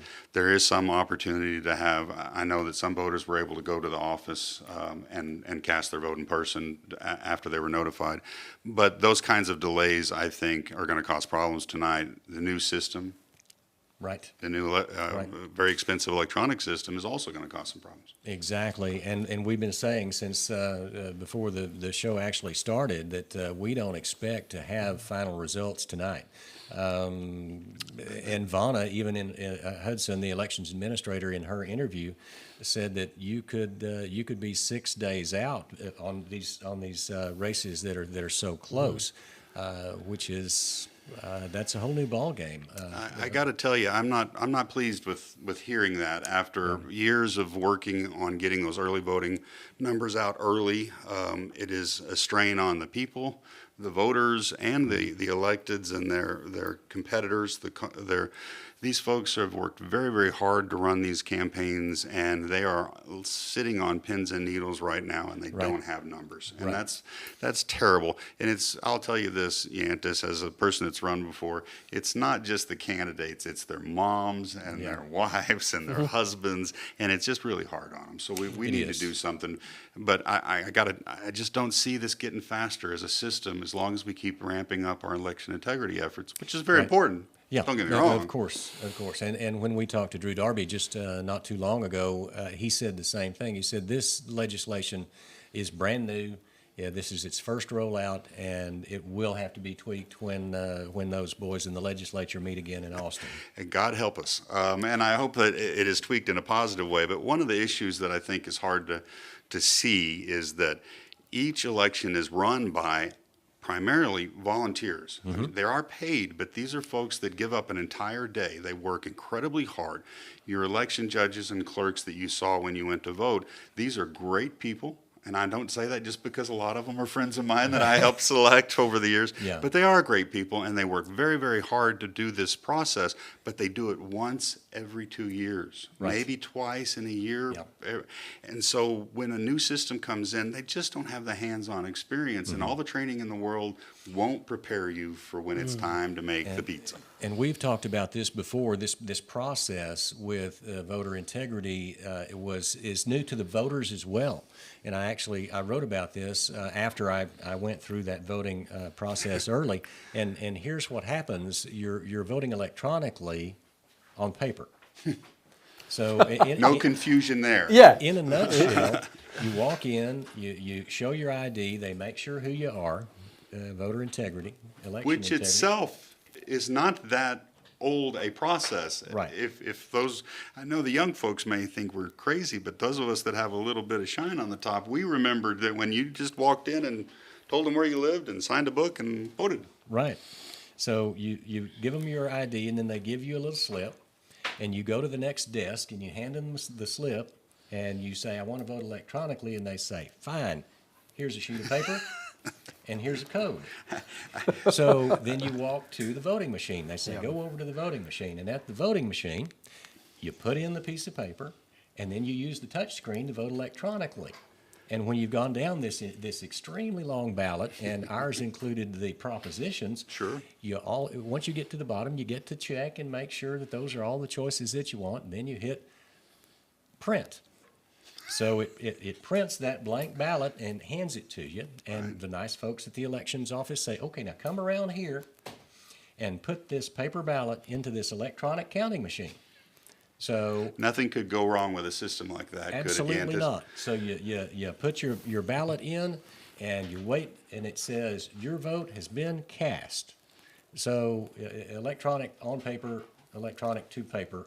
And from the communication we had with Ms. Hudson, apparently there were some folks who were getting that blank piece of paper. And once they got it filled out and it spit out of the first machine, they were just leaving with it. Oh, my. And not taking it to the second machine. Wow, and that will count as a cast vote, even though the machine will count it as a person who came in, but it'll be an undervote because none of those none of those ballots will actually be counted. Another issue with the process itself. And Yanis, I want to make it clear that I know these people that are working in the polling locations, and they have done an excellent job of trying to help voters and show them what's going on. They're just the cream of the crop as far as volunteers, but you're asking too much of people when you make these kinds of wholesale changes. Right. And so what I'm going to predict is, like you've already said, I really see this as being an all-night affair, and we're just not going to know what's going on. And so for those candidates waiting for results, I've got to tell you, I'm sorry, but you just got to wait because we don't know what's going to happen. Right. Now, Jeff, you've been around plenty of elections in your time. Certainly with what's going with, I guess, the dealings with the legislative and or the legislature with what came out of that, and certainly with this election here, did they take a step back when it came to trying to, because we were trying to get things out quicker. Right. But now it seems like there's, with paper and electronics, I mean, what's going on here? It is a funny world sometimes. When I started in politics longer ago than I wish to admit, the electronic voting was a new concept, and it was being introduced to voters. And my old guard of the great old ladies of the Republican Party in this area were adamantly, absolutely opposed to paper ballots. I mean, to electronic voting. They wanted their paper ballots. Yep. So it is no little irony that 20 plus years later we're back to paper ballots again. But it's a continuing effort to improve integrity and the ability to track votes. Some of the electronic voting systems over the last 20 years, they just printed a receipt. The ballot wasn't actually kept, and that receipt, the integrity of that receipt was somewhat suspect sometimes. So this is an effort to do that. The problem is we've gone from paper ballots with a pencil to electronic voting with readers and thermal paper in 20 years. And while that seems like a long time, when you think about the number of voters that have come into the system, how many generations of new voters, 18-year-olds voting for the first time, have we now processed through? And they're not seeing the same system each time they show up. They're seeing a different system, a different screen, a different process. And just like on your wedding day when you don't remember anybody that was in the crowd, you're nervous, you're looking at the ballot, you want to get that vote in there, and you're thinking about what you need to do. You don't need a complicated process at that point. That makes sense. It's issue upon issue and little things. It's the fog of war in a way that the best laid plan always goes awry when you meet the enemy. Yeah. And so they planned this new system, and it was very different from the old system that people had just gotten used to. Yeah. And then we went to war. And I apologize for the analogy, go Ukraine. But the point is, when you actually try to go live with something, frankly, you're going to have problems. My problem is that a lot of these things can be done faster if we're better at doing it, and we just need to be more professional in the office. We need more money in that office. I know the county commissioners don't want to hear me say that, but that's what we need, is people that are paid, that learn it and have a reason to do it. We can't rely so heavily on our volunteers, as wonderful as they are. It's just not fair to them to put them with new equipment and leave them in a building and say, good luck. Yeah. And granted, by the way, Ms. Hudson and the staff do a terrific job of answering their questions. That's not what I'm talking about. I'm talking about the fact that there are these 20, 21 locations with crowds of people wanting something now, needing to get their vote in, get back to work, and you've got to do it now in 21 locations. Wow. They need staff. That makes sense. It is a tremendous undertaking, and it is, you hear, when you hear these frustrations, sometimes you'll get a comment about, well, if FedEx can track me down and get a package to me from New York to Christoval, Texas in a day and a half and get it delivered exactly, and I can look on my phone and tell where that package is, surely. Well, Yanis, you're talking to a Republican here, and I'm telling you that there's a reason the profit motive works the way it does. If you have a profit motive, if you're trying to make money, then you fix problems more quickly. It's nothing against government employees. I have been one, and they're wonderful people, but the system doesn't push. The system just exists. And I've said before, democracy is hard. It takes a lot of work. Democracy is hard, and it should be. And it's ugly, messy, and confusing. And all of the minutia we're going to go through tonight, and all of the angst, is so that we trust this process. There you go. And our election process in the United States has been the most trustworthy. We're going through some bumps. Has been. We're going through some learning curves and some tough times now. But I agree with you. There's things that can be done better. But the reason they need to be done better is because we are the last great hope for democracy in this world, and we have got to get it right. I can't agree with you more, but I'll tell you that some ingenuity and creativity needs to be brought to this process. When in a world of biometrics with face recognition, thumb printing, etc., we're still handing them a card and waiting for them to print a little slip of paper. we need the industries that provide this equipment to be forced to be more ingenious and creative, because quite frankly, it seems to me these corporations are in it to make more money, not to make our system better. And isn't that a shock? That something done by government and corporations is not being efficient. I'm a Republican. I'm telling you, the reason we need government at the lowest level for the most people is because government at the lowest level is responsive to us because we live next door to those folks. Pardon me if I'm going to preach my Republicanism for it, but that's the reality of it. Yeah.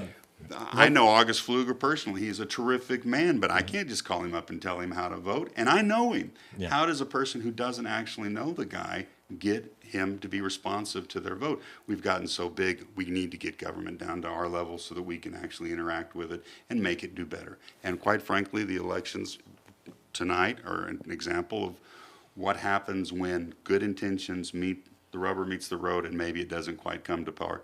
And I'm saying right here, right now, that it's time to do something fundamentally different. Expand that office, do something fundamentally different about what we're doing. I've been asking for it for a decade, and I'm going to keep asking for it. You absolutely have been, and I have known you that long, and you've been so passionate at every election, and we have conversations not with 60,000 people, but we have had these conversations before, and I remember before Tom Green County actually put their results on the website that we would be sitting on the floor in the hallway outside the elections office waiting for them to hand us a Xerox copy of election results, and then even before cell phones, I mean, you had to run back to the office or run back to the candidates' headquarters, and I got to tell you, it's a little frustrating even with cell phones in those days because cinder block walls do not a signal pass, and so you found yourself not able to get the message out because you had the paper in your hand and there wasn't a mechanism. Now we've gotten better on that, thank goodness, and the need for integrity is going to, of course, control a little bit. But the fact is, there is improvement coming. I think we need to be patient with what we're getting and know that we're going to be happier with the result because it is so open and transparent.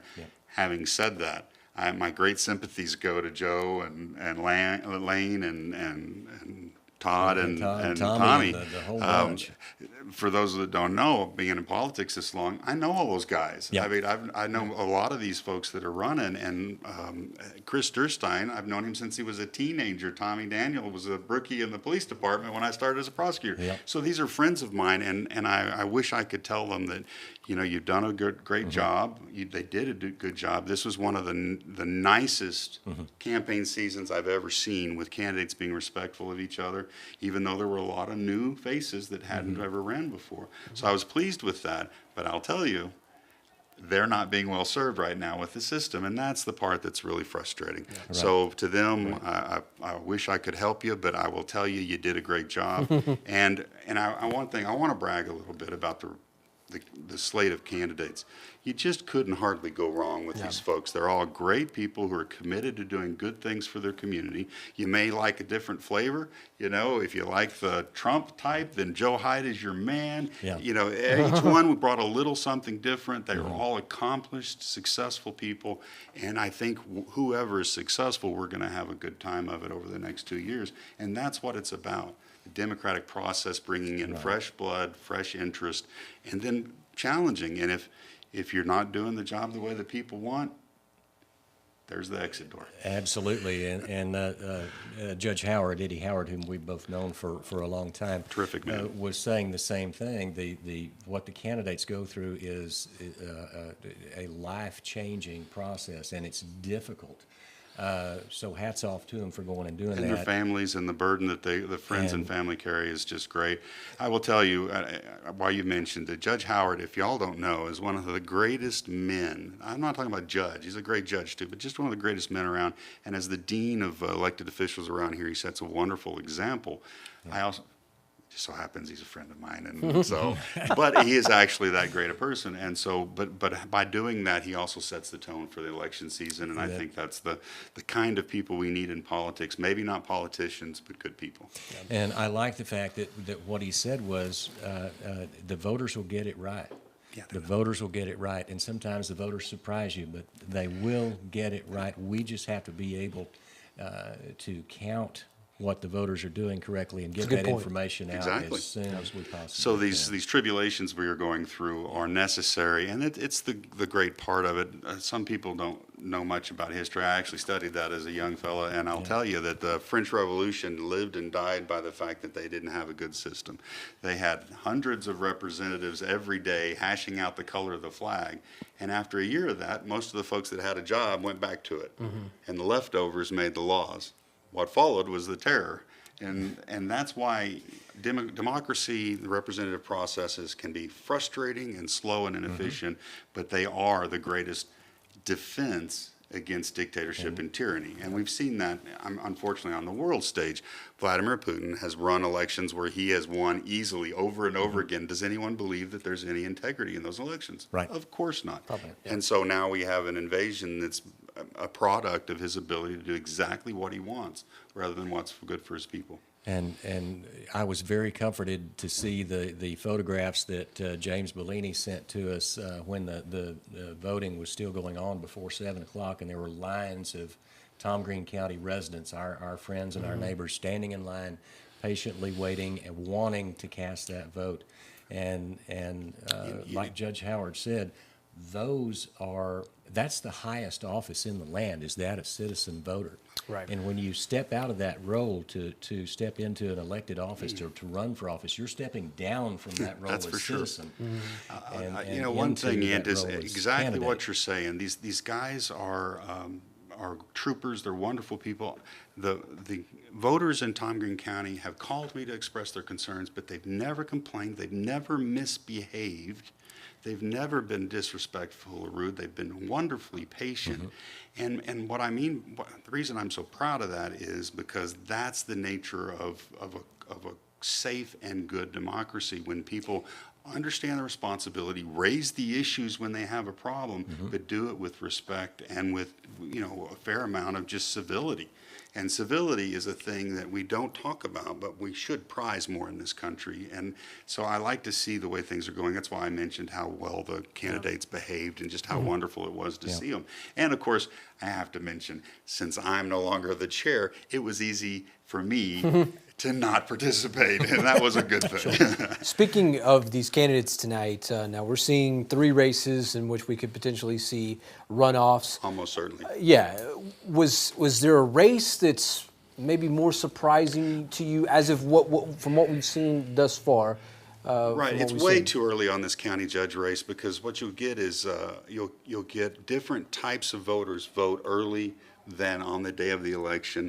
Different types of voters use mail-in ballots or absentee, and they vote differently, and so you can't really tell anything from early voting. But having said that, I'll tell you, I really thought all 4 of those candidates ran an excellent race, were very active, very enthusiastic, and I got to admit, I'm a little surprised that they're not even tighter than they are.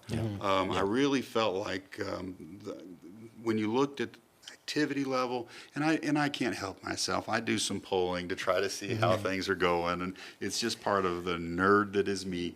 And I'll tell you that before early voting, the polling that I was seeing had them all very, very close together.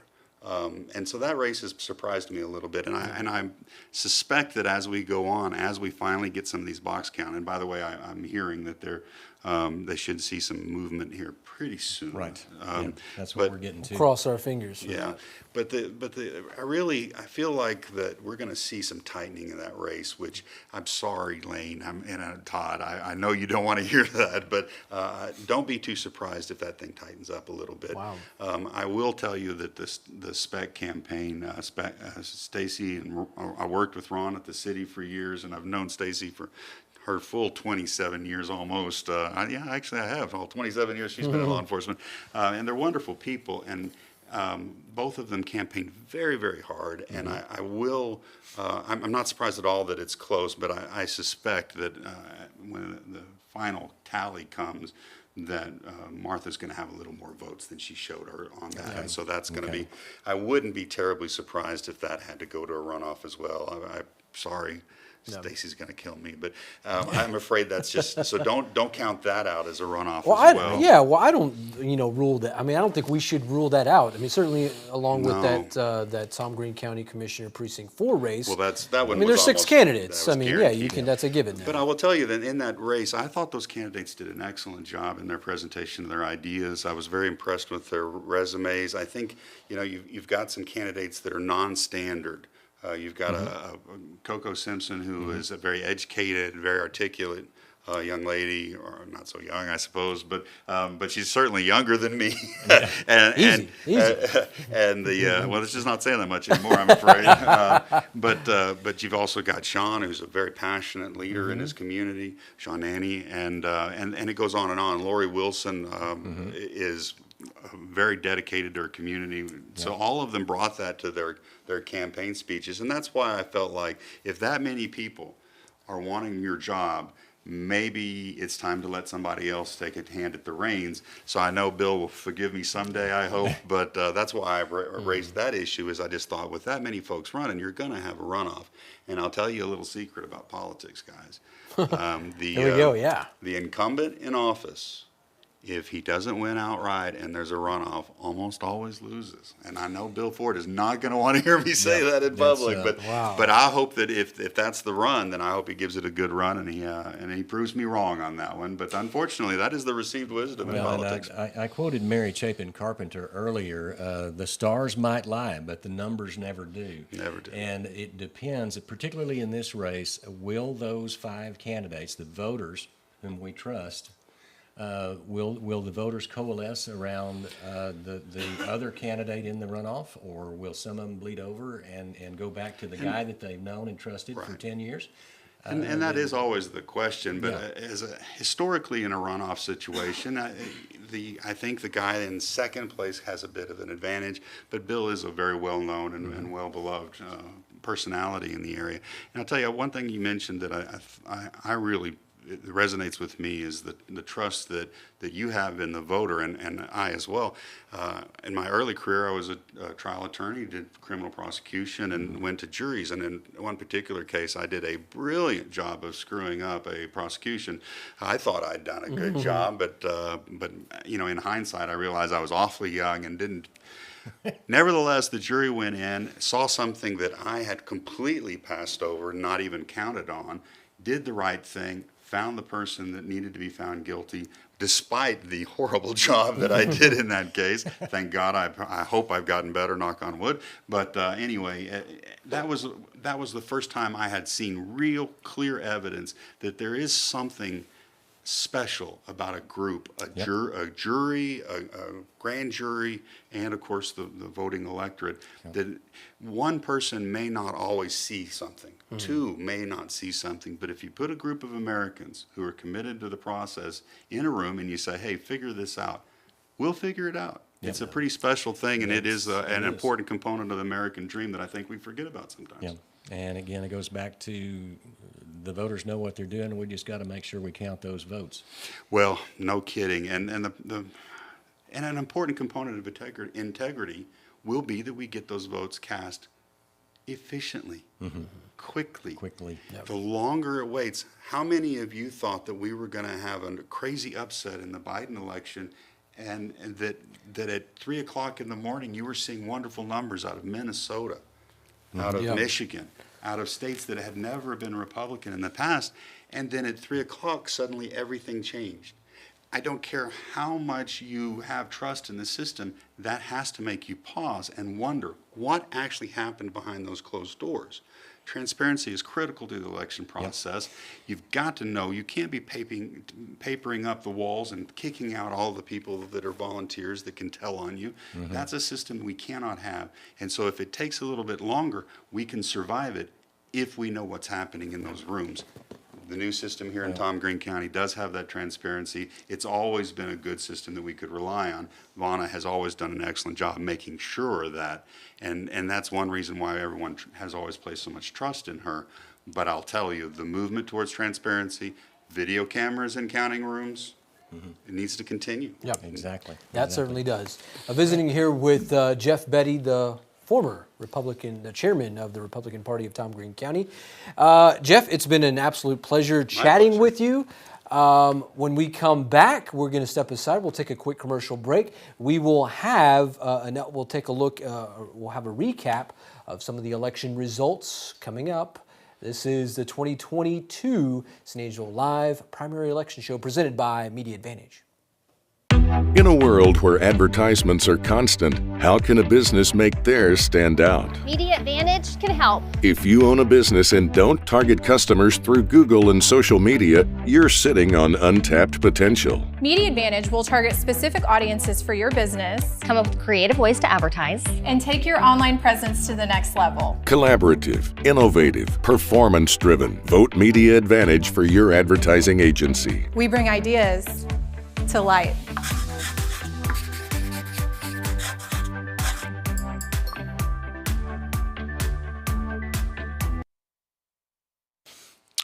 All right, Jeff Betty just spoken like a true attorney. He'll talk your ear off, but just an encyclopedia of knowledge. Exactly, and he's been in this this political arena longer than I have, and to hear him go through the process and the changes is enlightening even to me. Mm-hmm. So it's great. I'm glad that he came and visited with us. He ran the Republican Party of Tom Green County for a long time and did a very good job of it. And that's why that all the elected offices in Tom Green County are held by Republicans.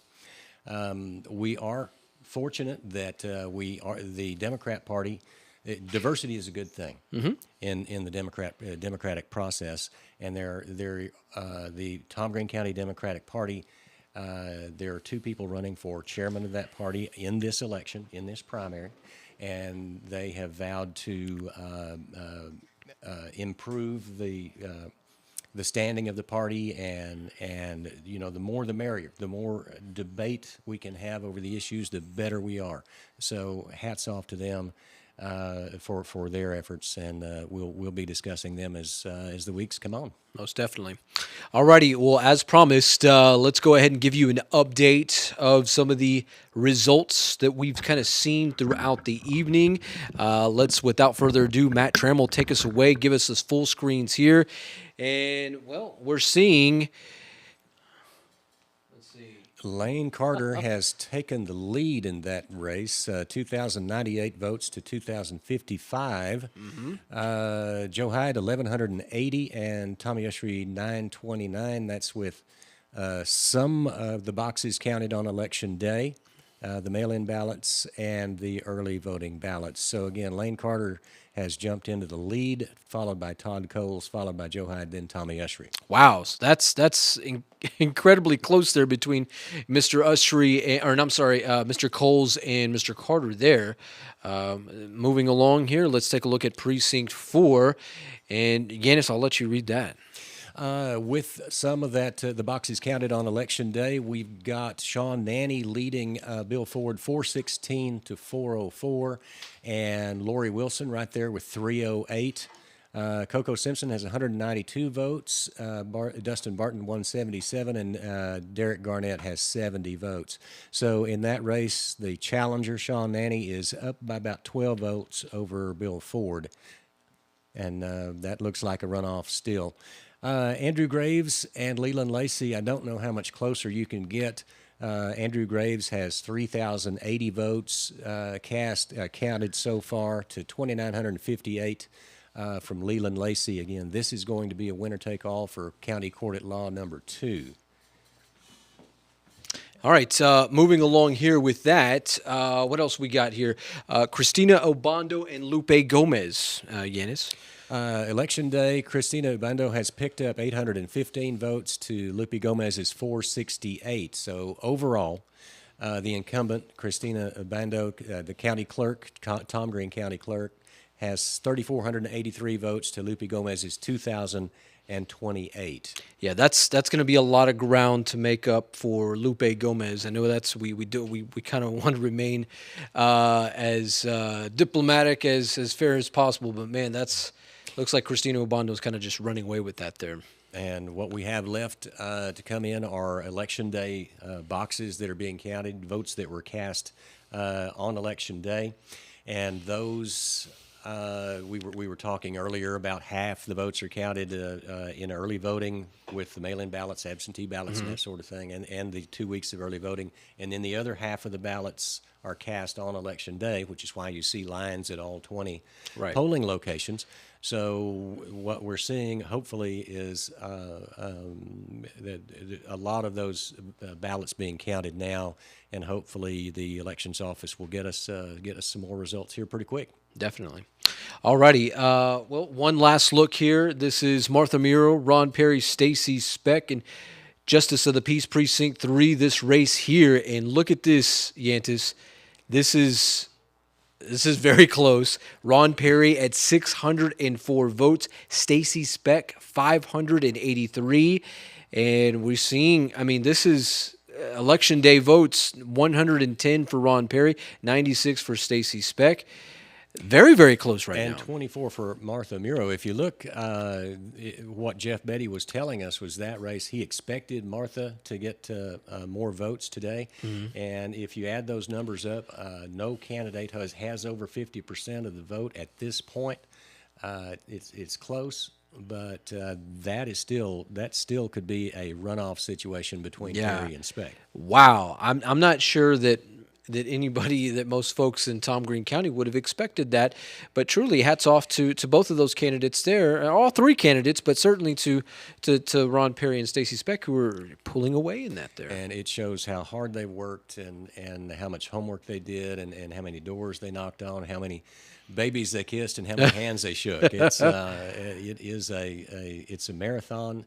And it's a process, and you go from start to finish without stopping. You go to the last second, the last minute to get that last vote, and it looks like those candidates have been working on that. Definitely. All right, how about one more JP race, and this is from precinct number 2, and between Chris Durstein and Tom Daniel.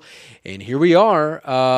Election Day votes, a few that are in for Mr. Daniel and Mr. Durstein, and it is Tom Daniel leading 864 to Chris Durstein 779.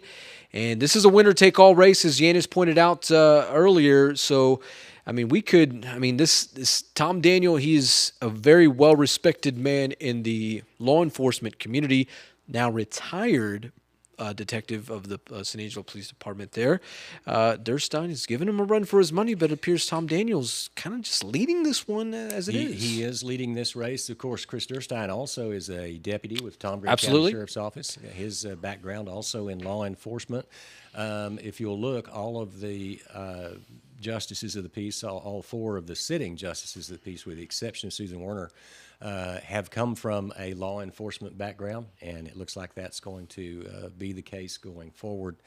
Susan, though, outshines them all because she's worked in the JP office as a clerk. She's a master clerk. Master clerk. That was a fantastic interview you had with her when she talked about that. I was blown away. One of 12 in the state, and Susan Werner is our Justice of the Peace in Precinct 2. She is also in a contested race.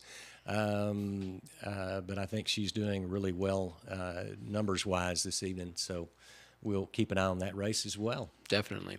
All righty, speaking of Susan Werner, here we go. Justice of the Peace Precinct 1 between her and Levi Vance, and it appears it is Susan Werner leading Mr. Vance 352 to 138. 26, or let's call it 34 Election Day votes between the two from that first box. And so it is, as you said, Yanis, Susan Werner kind of leading the way in that one there. The master clerk. Is that what it is? Absolutely. She's a certified master county clerk, or Justice of the Peace court clerk, which is, and she said that is a tough test, and it's available to all the clerks when they go to their continuing education, and not all of them take it. And not all of them that take it pass. Right. So it's we're very fortunate to have her as a Justice of the Peace and a certified clerk. Absolutely. Well, she's done a fantastic job, and we'll see what the future holds for her, if she will be returning to office or if not. We shall see. All right. In the meantime, so that's kind of a look at some of the updated election day results. We've seen that's the first box that's been revealed.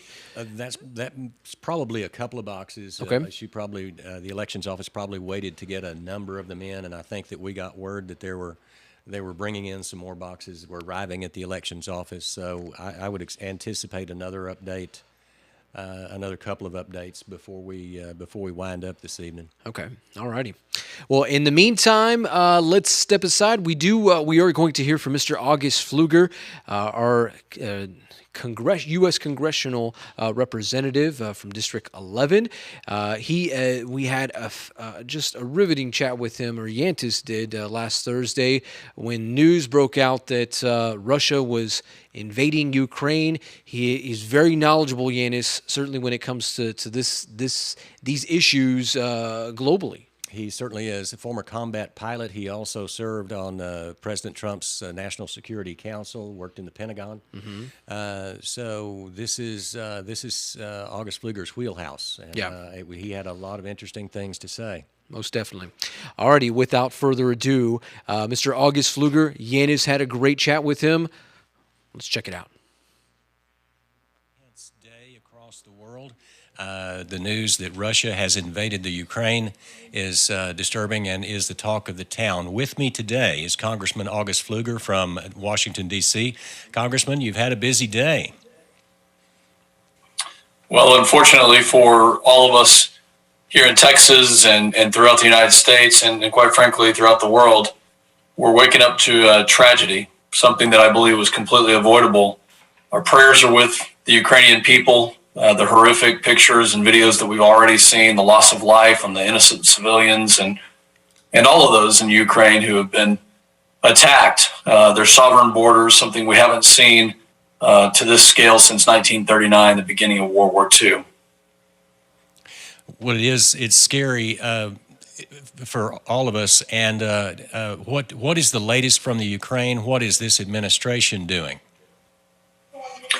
Well, I think the latest is that what we're seeing right now is a full-fledged invasion from multiple axes in all the different domains of warfare, to include the land, air, sea, cyber, and it's a joint invasion, joint warfare invasion that really we haven't witnessed again since World War II, and I think everyone is watching. We're wondering when the President of the United States is going to step up and lead. And I think that the answer to that question is quite evident as I watched his press conference and understand that, we know deterrence does not happen after the fact. Deterrence does not happen in the 11th hour. Deterrence is something that happens every single day. I mentioned this last week when we talked, and I'll say it again, that the only thing that Putin and malign actors, bullies like that, recognize is strength.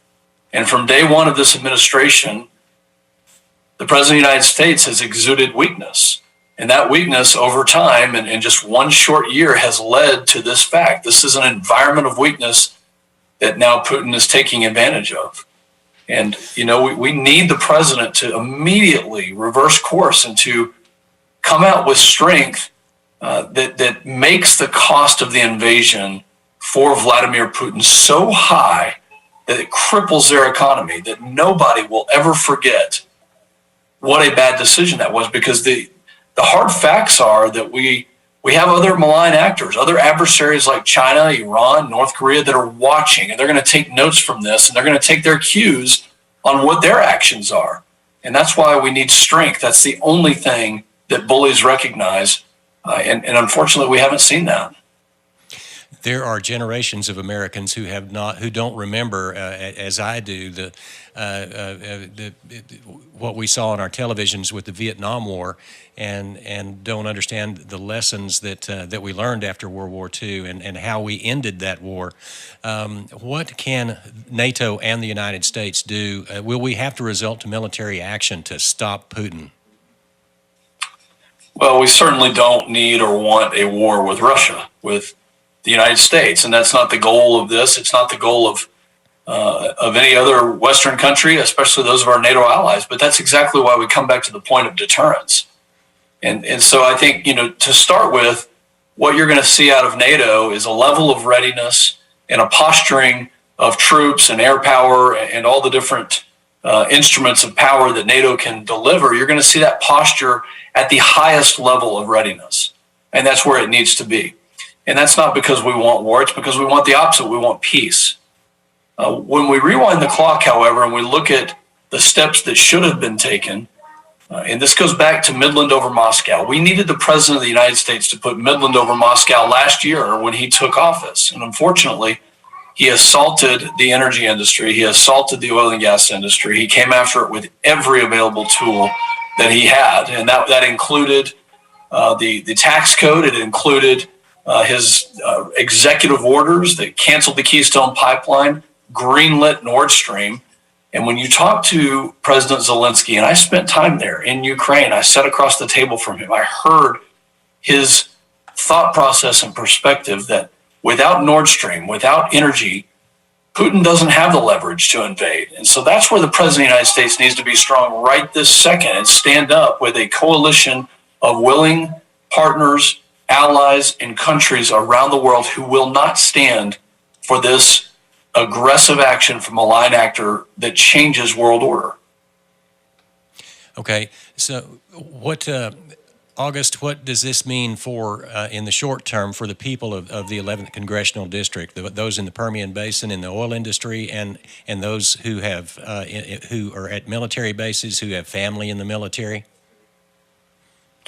Well, first and foremost, everyone in this congressional district, especially those who work in the oil and gas industry or support it indirectly, should be very proud of the fact that what we do right here delivers national security. It delivers energy security, not just us domestically, but also to our partners and allies. And we should be proud of that. But the president should be unleashing that. He should be using every ounce of that to help our partners like Ukraine around the world. Secondly, when it comes to Goodfellow Air Force Base, we should all be very proud that the airmen, the soldiers, the sailors, the Marines that graduate from there right now are stationed all over the world, and they're keeping us aware of the real threats. They're keeping us aware of Putin's movements, of his intentions. They have kept us aware of the operational environment. I'm very proud of the work that they do, and this is why it's so important right here in the Concho Valley that we support our military, we support their families, we help them get through this grueling training here at Goodfellow, so that they can go on to do really amazing things, but to keep us safe. And it really comes down to that. And then lastly, to answer your question about the impact to all of us, I think that the reason that we're so concerned is because Putin has demonstrated a willingness in the cyber domain to attack us even before he's breached the sovereign borders of Ukraine. And so that is definitely a threat that we are worried about. Every industry, whether it's healthcare, whether it's the financial industry and the banks, whether it's the agricultural industry, and obviously the oil and gas industry, we're all vulnerable to the malign activities of the Russian government, of their thugs that are willing to use the cyber domain to come after us, to attack us, and we need to be on guard. And so I'm calling on my Democrat colleagues across the aisle to heighten their awareness, to heighten their deterrent posture, and to push back against what we know is an actor who will take lives of innocent people for his own personal gain. All right, August, I know you're a busy man, and this is a busy day. Is there anything else before we go that you would like to add that I've left out? No, I believe that we've discussed the important parts of it, and I'll just say one more time that introducing a piece of legislation like Midland over Moscow, it shows us where we should be putting our focus, and that's on our domestic ability to feed our country, to fuel our country, to help our partners and allies around the world. And Biden has done anything but that. He has exuded weakness at every turn, starting with our border security, the lack thereof. And those signals have emboldened Putin to a point where today, a historic day that is tragic, and it will result in the loss of lives of more Ukrainian innocent civilians, but a historic day because we haven't seen this since World War II. This is why it's so important that we always remain vigilant and strong against the activities of those who would do us harm. And those threats are real and they are out there. So I pray for all of the Ukrainian people, and I pray that this will quickly come to an end. And I pray for our leaders right here in the United States, that the president would make the decision to reverse course and to be strong in the face of such evil. Wow. A very emotional August Fluger. I mean, just telling it like it is. That was a bit intense, and with good reason, because what's going on in the Ukraine right now with the Russian invasion and the continuing attack and the threat of nuclear weapons being used. This is a serious situation, and I'm glad that we have August Fluger in office so that he can make those decisions on our behalf and also keep us up to date with what's going on in that very, very, very scary situation. Yeah, I'm not sure sanctions are going to do much for Vladimir Putin at this point of the invasion. I mean, the guy is just like, oh, you're going to give me a slap on the wrist? It just seems very odd right now. So many things could have been done to prevent this. It is a very wild situation. He is an unstable leader, and he's looking at recovering some of the old Soviet Union and bringing some of that back together. It is scary, and it doesn't look like if the Ukraine falls, that's where he will stop. Right. And that's scary. That's the scary part. And then NATO and the United States and the UK are going to have some very, very tough decisions to make in the coming days about how to address Putin and the aggression from the Russian machine. Let's just hope that Joe Biden's words weren't just just for show tonight. I hope and pray that he does follow through with whatever he says, whatever he said tonight, that this will come to fruition, in hopes that they do handle Russia and the rest of the world does follow.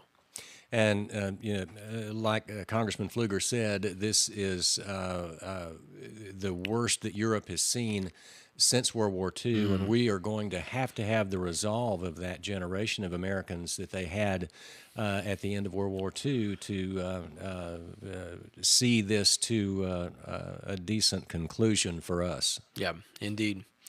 Alrighty, well, as promised, let's get to some of these updated voting results here in Tom Green County. And without further ado, Matt Trammell, show us what you got there. Updated results from the Tom Green County judge race: Lane Carter, Joe Hyde, Tommy Usry, Todd Coles.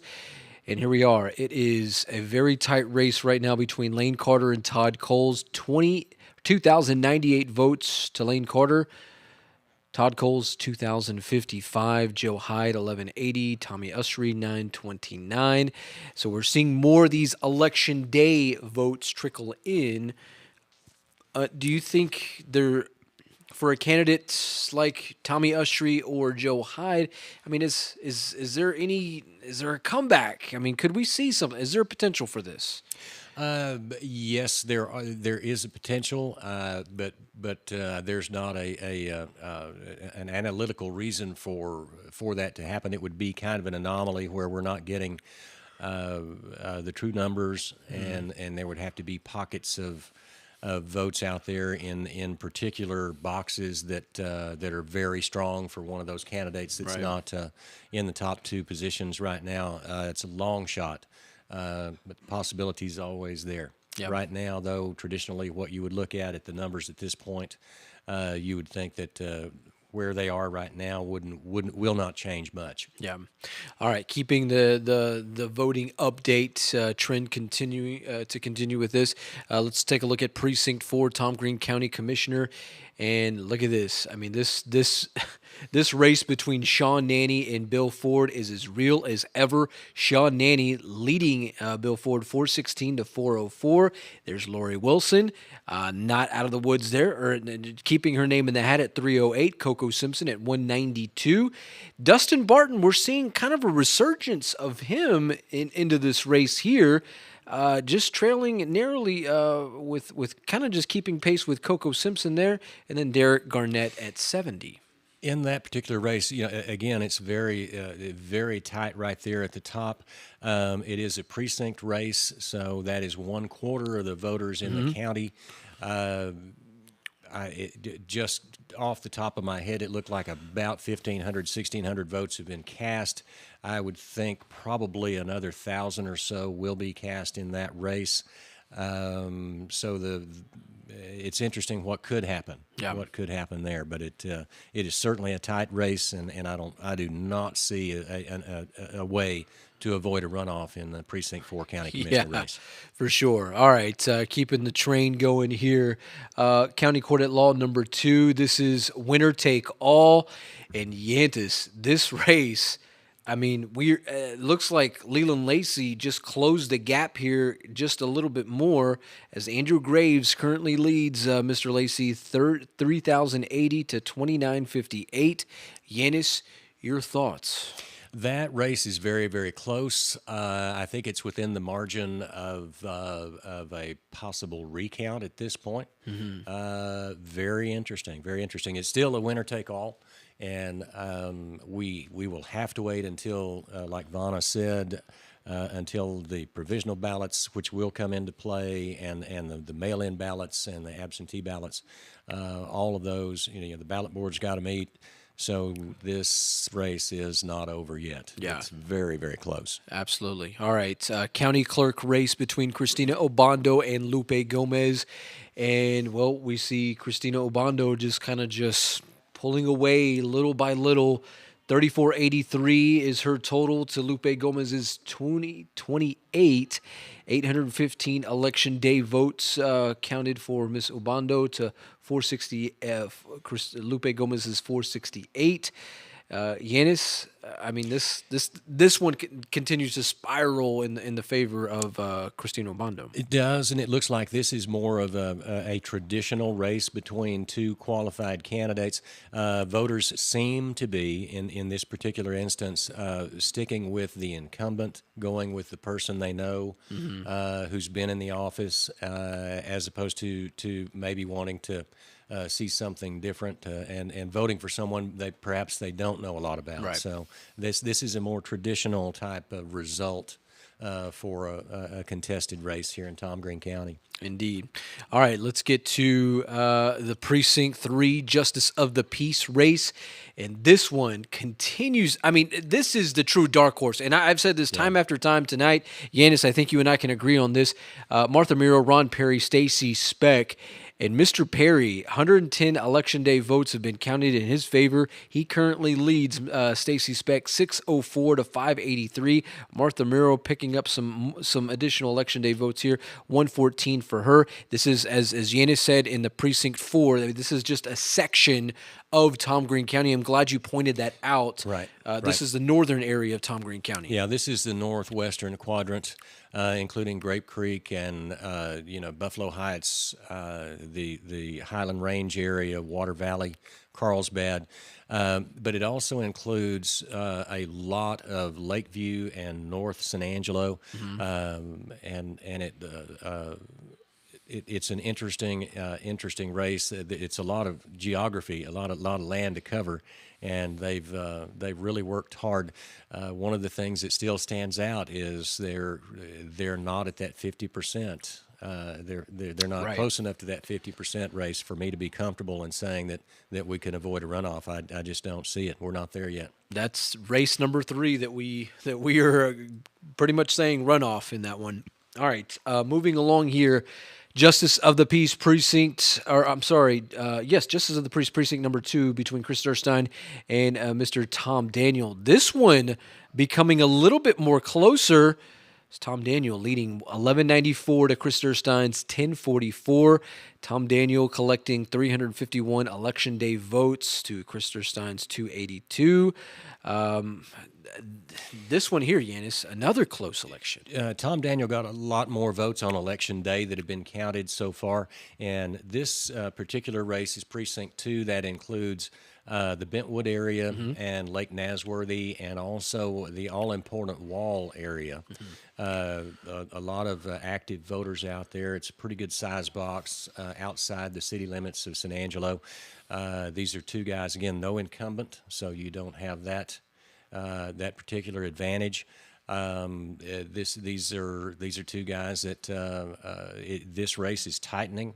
So I wouldn't dare call this one yet. You've got too many votes still out there to be counted. Yeah, we're probably looking at into the wee hours of Wednesday morning when we start to see a lot of some of these races. Certainly that one there. And they won't be official. They won't be canvassed for quite some time, several days. Before these are actually official results. That's a good way to put it. And like we said earlier, I mean, 6 days if for some of these mail-in ballots, absentee ballots, hopefully it doesn't come down to that where those are any deciding factors in that. Yeah. All right. Let's see. We are nearing the end of our time of our show tonight. Before we leave you, we will take one last look at some of the updated voting results. But we do have one last interview to get to, and that is with the retiring Judge Stephen Floyd, who's just been an absolute treasure to have in our county. Yanis, you served with him, and you've known him for just a number of years. I have known Steve Floyd for a long time. He has served honorably as a justice of the peace and also on the commissioner's court with me, and now as the judge of that court. And he's got he's going to leave some big shoes to fill. And of course, that race is hot and heavy. But I'm glad we got to visit with Steve Floyd, and I think that this interview is a tribute to the people of Tom Green County and to the judge who has served them so well. Yeah.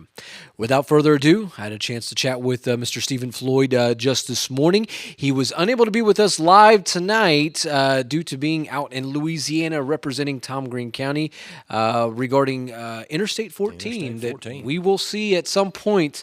But yes, he is representing us alive and well. In the meantime, my chat with Judge Steve Floyd.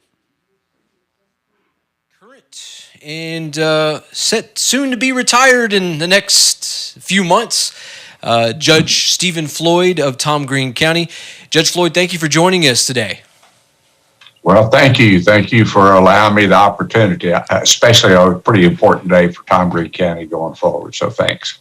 Absolutely. Does it feel weird that towards the end of this time next year, that you will not be the judge of Tom Green County?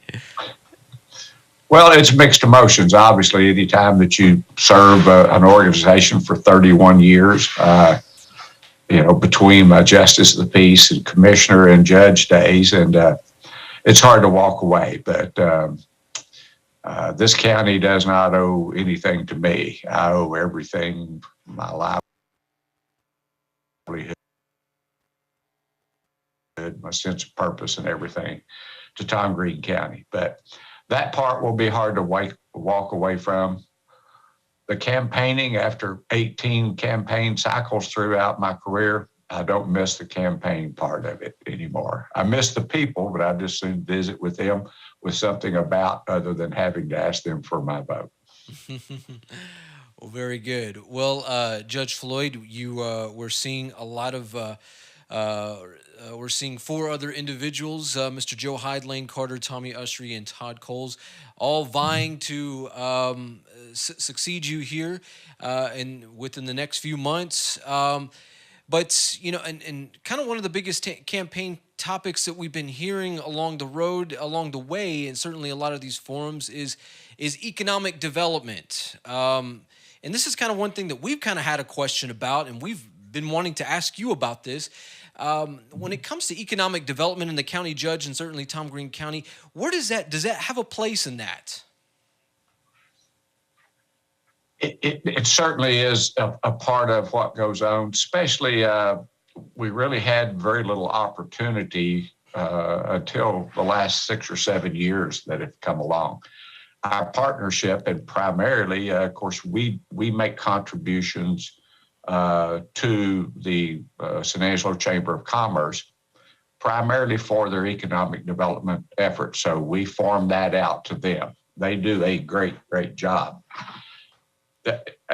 somewhat the court's responsibility is when they come in is to try to negotiate an agreement that is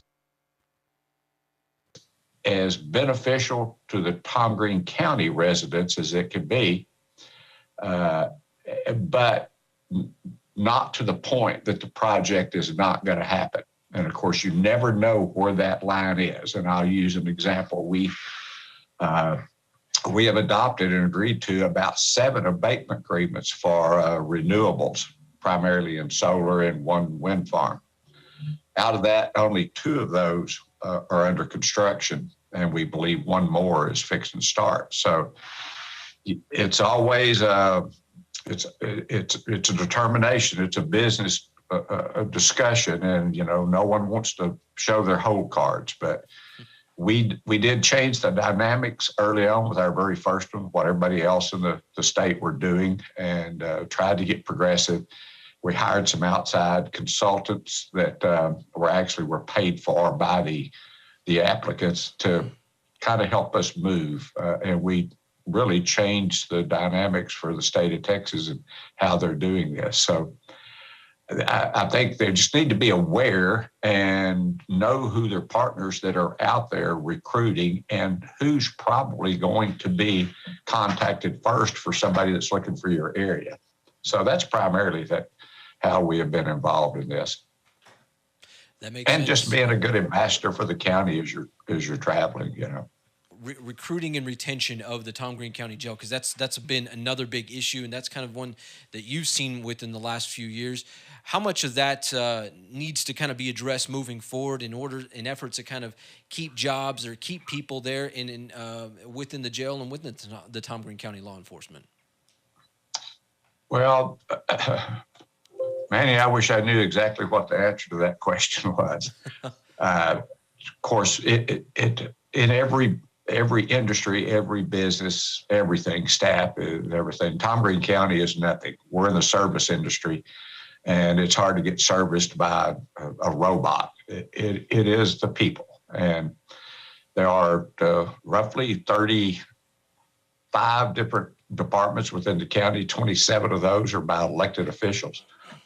And the Commissioner's Court's obligation through the budget cycle, each one of those elected officials takes an oath to uphold the laws of the state of Texas and faithfully perform those duties. So part of the budgeting process, the Commissioner's Court, is to give those people the resources to get their job, their oath done. So it's every year it's the start of the budget process, and we try to realize what is currently happening in the community at that time, whether it's a short staffing situation or depending on economic conditions, and try to put a placeholder in the budget of what we're going to do for staffing. And it's a continuing challenge. And it seems like every time we think that we make some pretty decent headway, which over the last 2 years, through a salary study and a classification study, we took big steps into moving us, trying to get up in the middle of the range for counties our size for compensation. And we didn't get all the way there, but we got a long ways. But the last 10 months, things have very much changed in the labor market and the pay scales, and it's going to have to be addressed again. And I have one more budget. We will continue to try to do that. My philosophy has always been, I'm not especially educated in management, but I look at our legacy businesses in this community that's been around for some of them 100+ years that are still relevant and doing good business. And it seems like their model is to attract good people and take care of them and get them to stay with you. And so that's my philosophy, and it seems to be the Commissioner's Court philosophy, and I hope they will maintain that going forward. Now, as we said to start this interview, that 4 men are are vying to succeed you. What do you foresee as one of the bigger challenges for one of these four individuals who haven't really had any true experience working for the county or really held a commissioner type of position?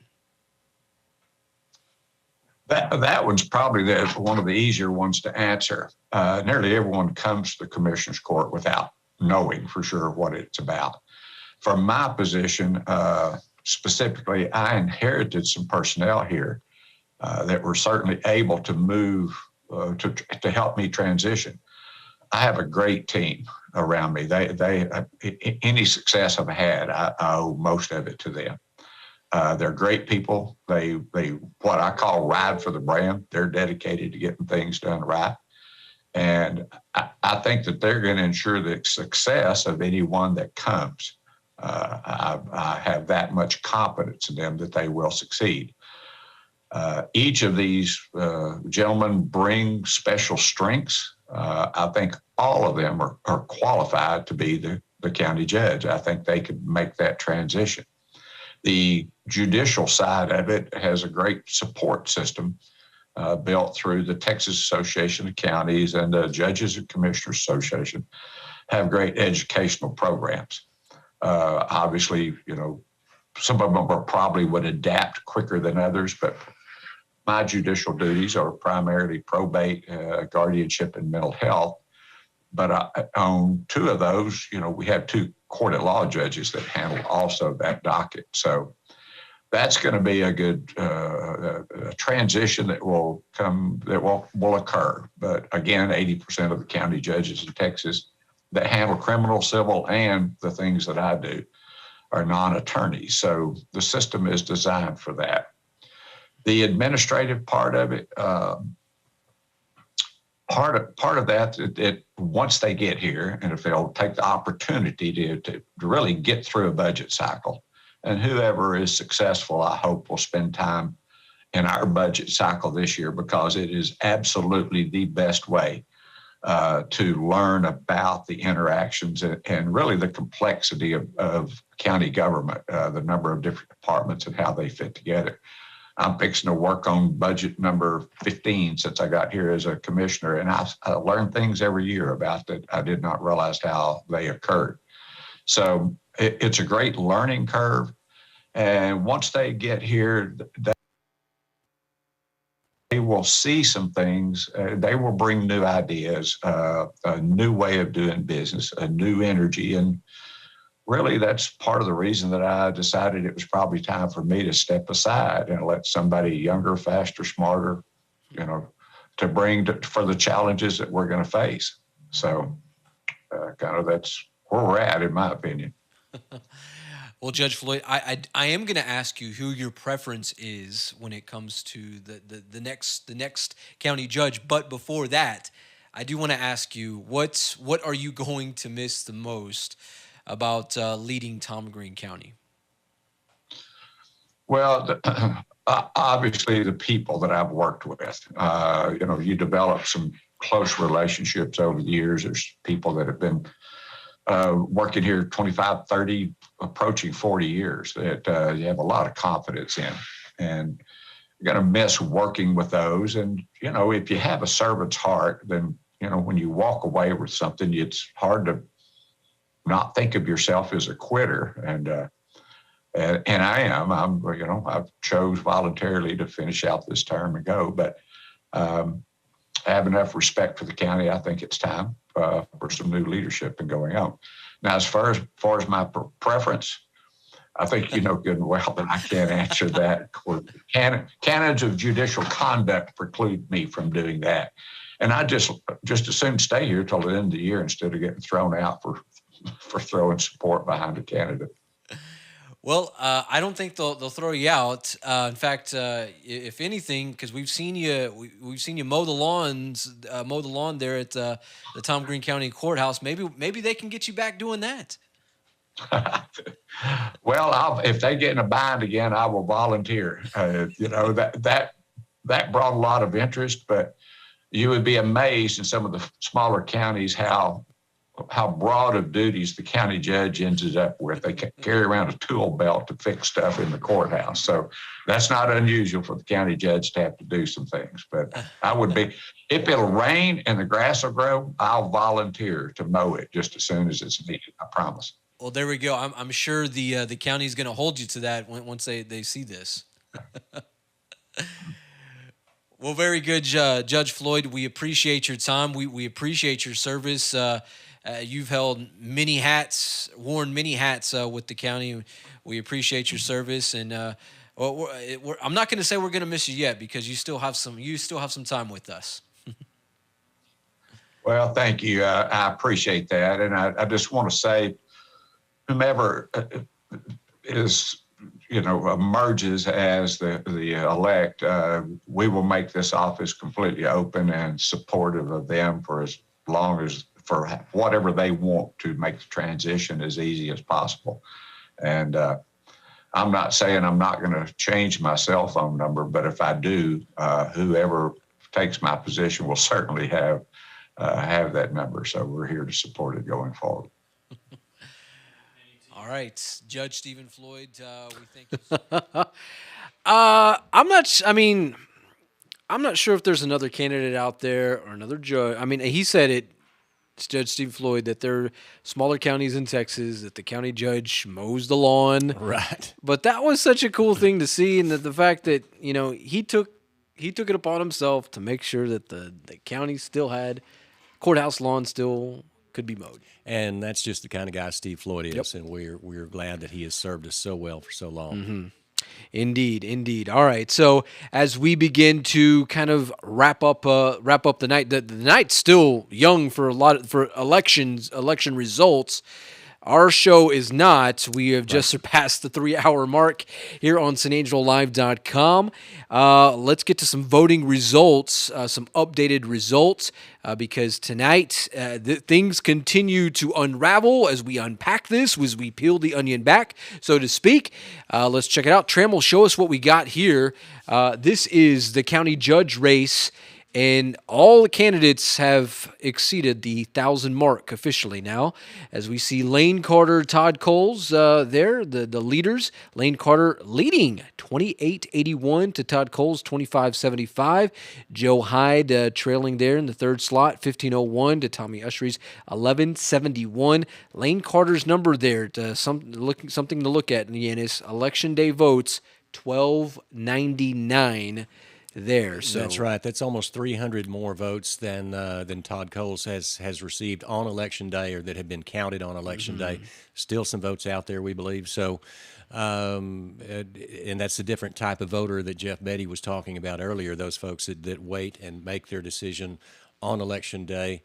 And some of that, as we were mentioning before, that you're walking door to door, you're on the phone, you're on social media, you're contacting those voters till the last possible minute, and it shows up on election day, on the tallies on election day. Indeed. Let's get to Precinct 4, Tom Green County Commissioner. And look at here. It is a race between Bill Ford and Sean Nanny. Bill Ford kind of taking the lead here. 560 to Sean Nanny's 544. But Yanis not out of the woods here, still staying within reach. 441 to Lori Wilson, Coco Simpson at 267, Derek Garnett at 116, and there we are, Dustin Barton at 293. So it appears it is Sean Nanny, Bill Ford, and Lori Wilson. There's a lot of votes to be counted in that Precinct 4 quadrant. But I tell you what, the incumbent doing fairly well tonight, at least for now. He is in that field of 5, and again, I cannot see a scenario where we don't have a runoff in that election. A lot of votes coming in on election day. It will be interesting to see how the dynamics of that shift in the runoff election.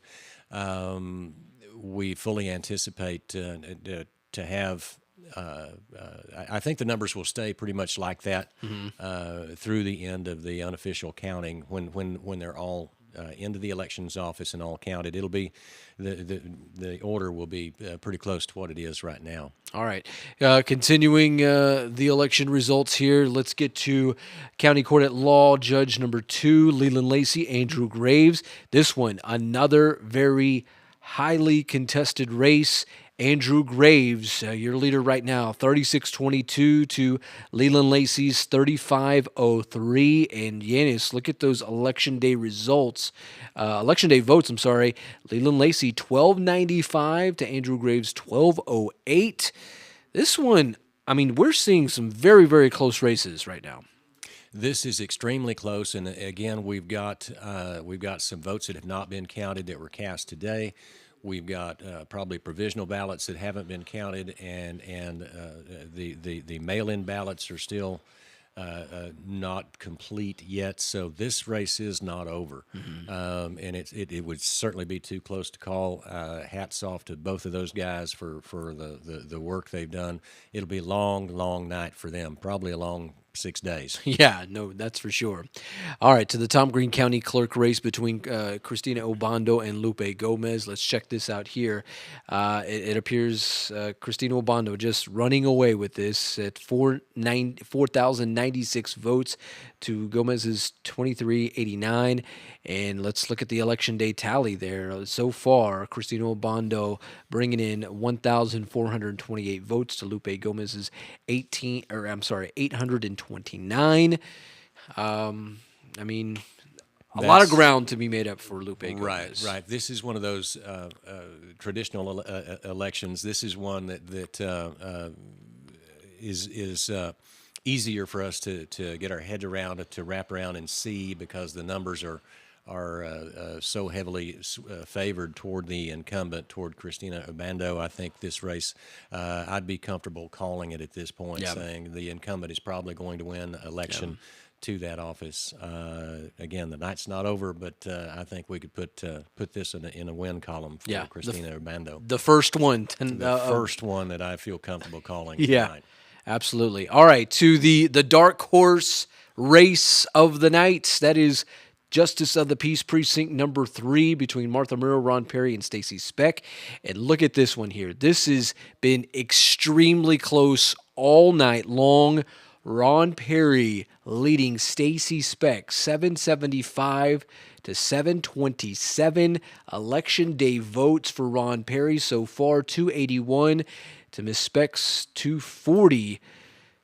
Yantis, wrap your mind around that race right now. That is, of course, there's still some votes that haven't been counted, but that is a precinct race, and it is very close. You can tell that those candidates have worked really hard for every vote, and the voters are passionate enough to cast those ballots.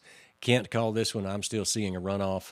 Total numbers analytically, nobody's reached 50% yet. I don't see that happening. I think this is one of the 3 runoffs that we'll be covering from now until May 24th. Definitely so.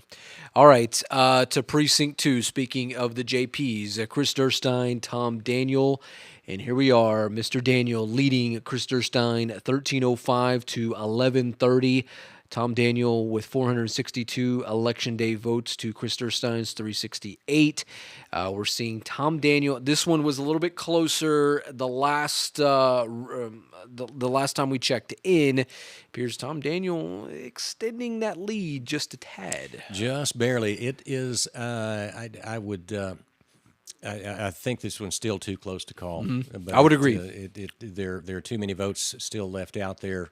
Precinct 2 race, no incumbent, so there's no advantage either way.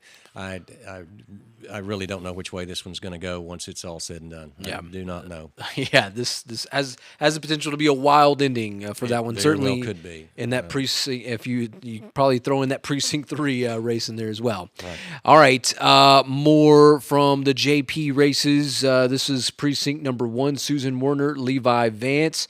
And we're seeing Susan Warner flex a little bit, begin to pull away just a tad as she leads 622 to Levi Vance's 220. Susan Werner with 296 Election Day votes thus far. Levi Vance with 90. It appears the incumbent is on her way to doing some things here. Of course, the night's still young. It is, and to see such low numbers for a precinct race like that is showing a couple of things. There could be some boxes out there that haven't been counted yet that are late getting to the elections office. Also, it's a down ballot race. Mm-hmm. It is way down on the ballot. You have to want to get there to cast that ballot for that precinct. So those things may be in play. I think that Susan Werner, Judge Werner, should be able to go to bed tonight and get a good night's sleep. I'm going to call this one for Susan Werner. Okay. The incumbent, I think this is one that there's enough evidence there analytically to say that Susan's going to win this one, and I would be surprised if I wake up tomorrow and I've missed this call. Well, you're hedging your bet on that one and Christina Obando in the county clerk race there. Those are the only two that I feel comfortable saying. That's I think there's a winner in both of those races. Okay, all right. Well, we'll check in with you tomorrow morning. What's that, Trammell? Okay. Oh, yes. From the Democratic chair there, I believe it was 840 to 236. Yantis, that one there. The only contested race in the Democrat primary locally is the race for party chair for Tom Green County chair of the Democrat Party here. The party has experienced some difficulties fielding candidates over the last years. Both of these candidates, I think, have indicated that they're going to work on that they're going to organize the party and present that particular party's ideas in a much better way. They care enough to put their names on the ballot and to go out there and work hard to do that, and more power to them. Mercedes De La Cruz with 840 votes. Oh, sorry, 920 votes. To 254 for Michael LePeck. That is looks like an unsurmountable margin there. Countywide, this is a countywide election. I think that Mercedes De La Cruz is probably going to be the next chairman of the Tom Green County Democrat Party, and we would certainly congratulate her and can't wait to visit with her about her vision for the party in the future. Absolutely. Well, it's certainly to chat about the issues regarding both sides there. So there's just one more thing. I'm so proud of the voters of Tom Green County for their patience and for standing in line today to go cast a ballot, and for voting for the candidates that they voted for. Nobody takes this lightly. And one of the things that I know that voters try to do is pick the right guy.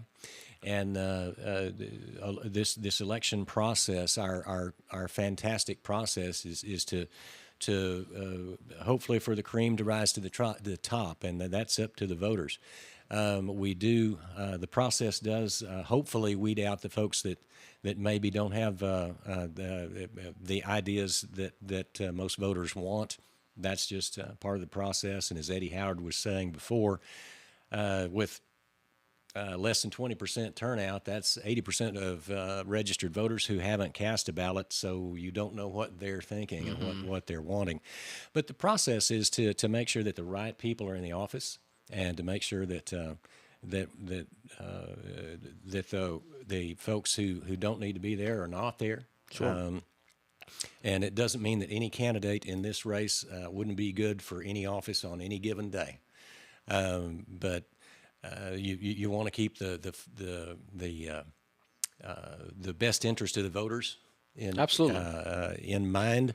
And just for an example, if there was a move afoot to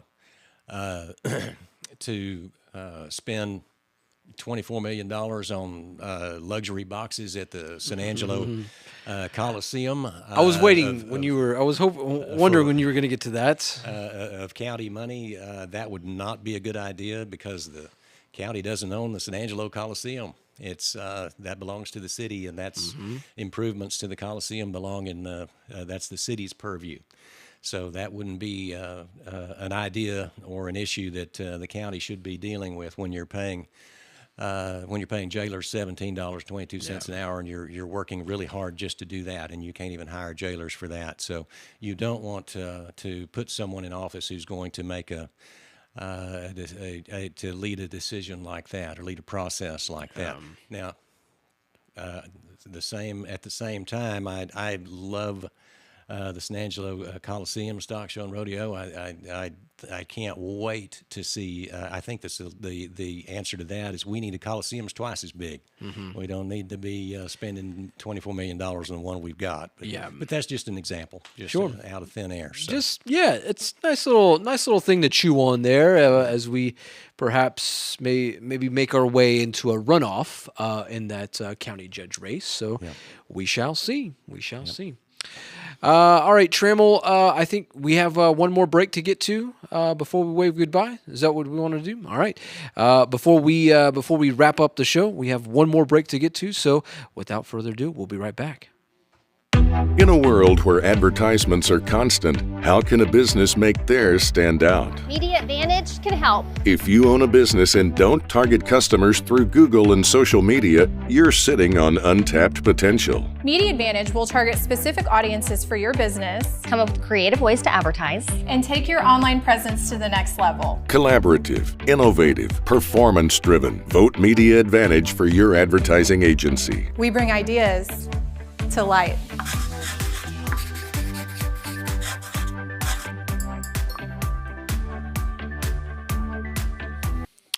Alrighty, special thanks to Media Advantage, our proud presenter tonight of the San Angelo Live Primary Election Show. Andy Marquis, Chris Forbes, and their crew there. Thank you so much to those fine ladies. Yanis, it's been a hell of a night. An interesting night. It has been, and we're going to end up with runoffs. What we plan on doing is we don't have any more time tonight, but rest assured tomorrow we will bring you the absolute latest unofficial results for each and every one of these races, and we will talk to the elections administrator and see what the process is over the next 6 days to get the final results and the results canvassed by the Commissioner's Court for all these races in this primary election. So that's the process from here. We'll have a lot more tomorrow. Absolutely. So it's been fun. It's been real for James Bellini, Sonia Ramirez Munoz, Matt Trammell, who's just been punching up just one heck of a show tonight, as well as our very own Yantis Green and the rest of the San Angelo Live crew. I'm Manny Diaz. Good night. God bless. Look out for the latest unofficial results on SanAngeloLive.com. We'll see you next time. Good night.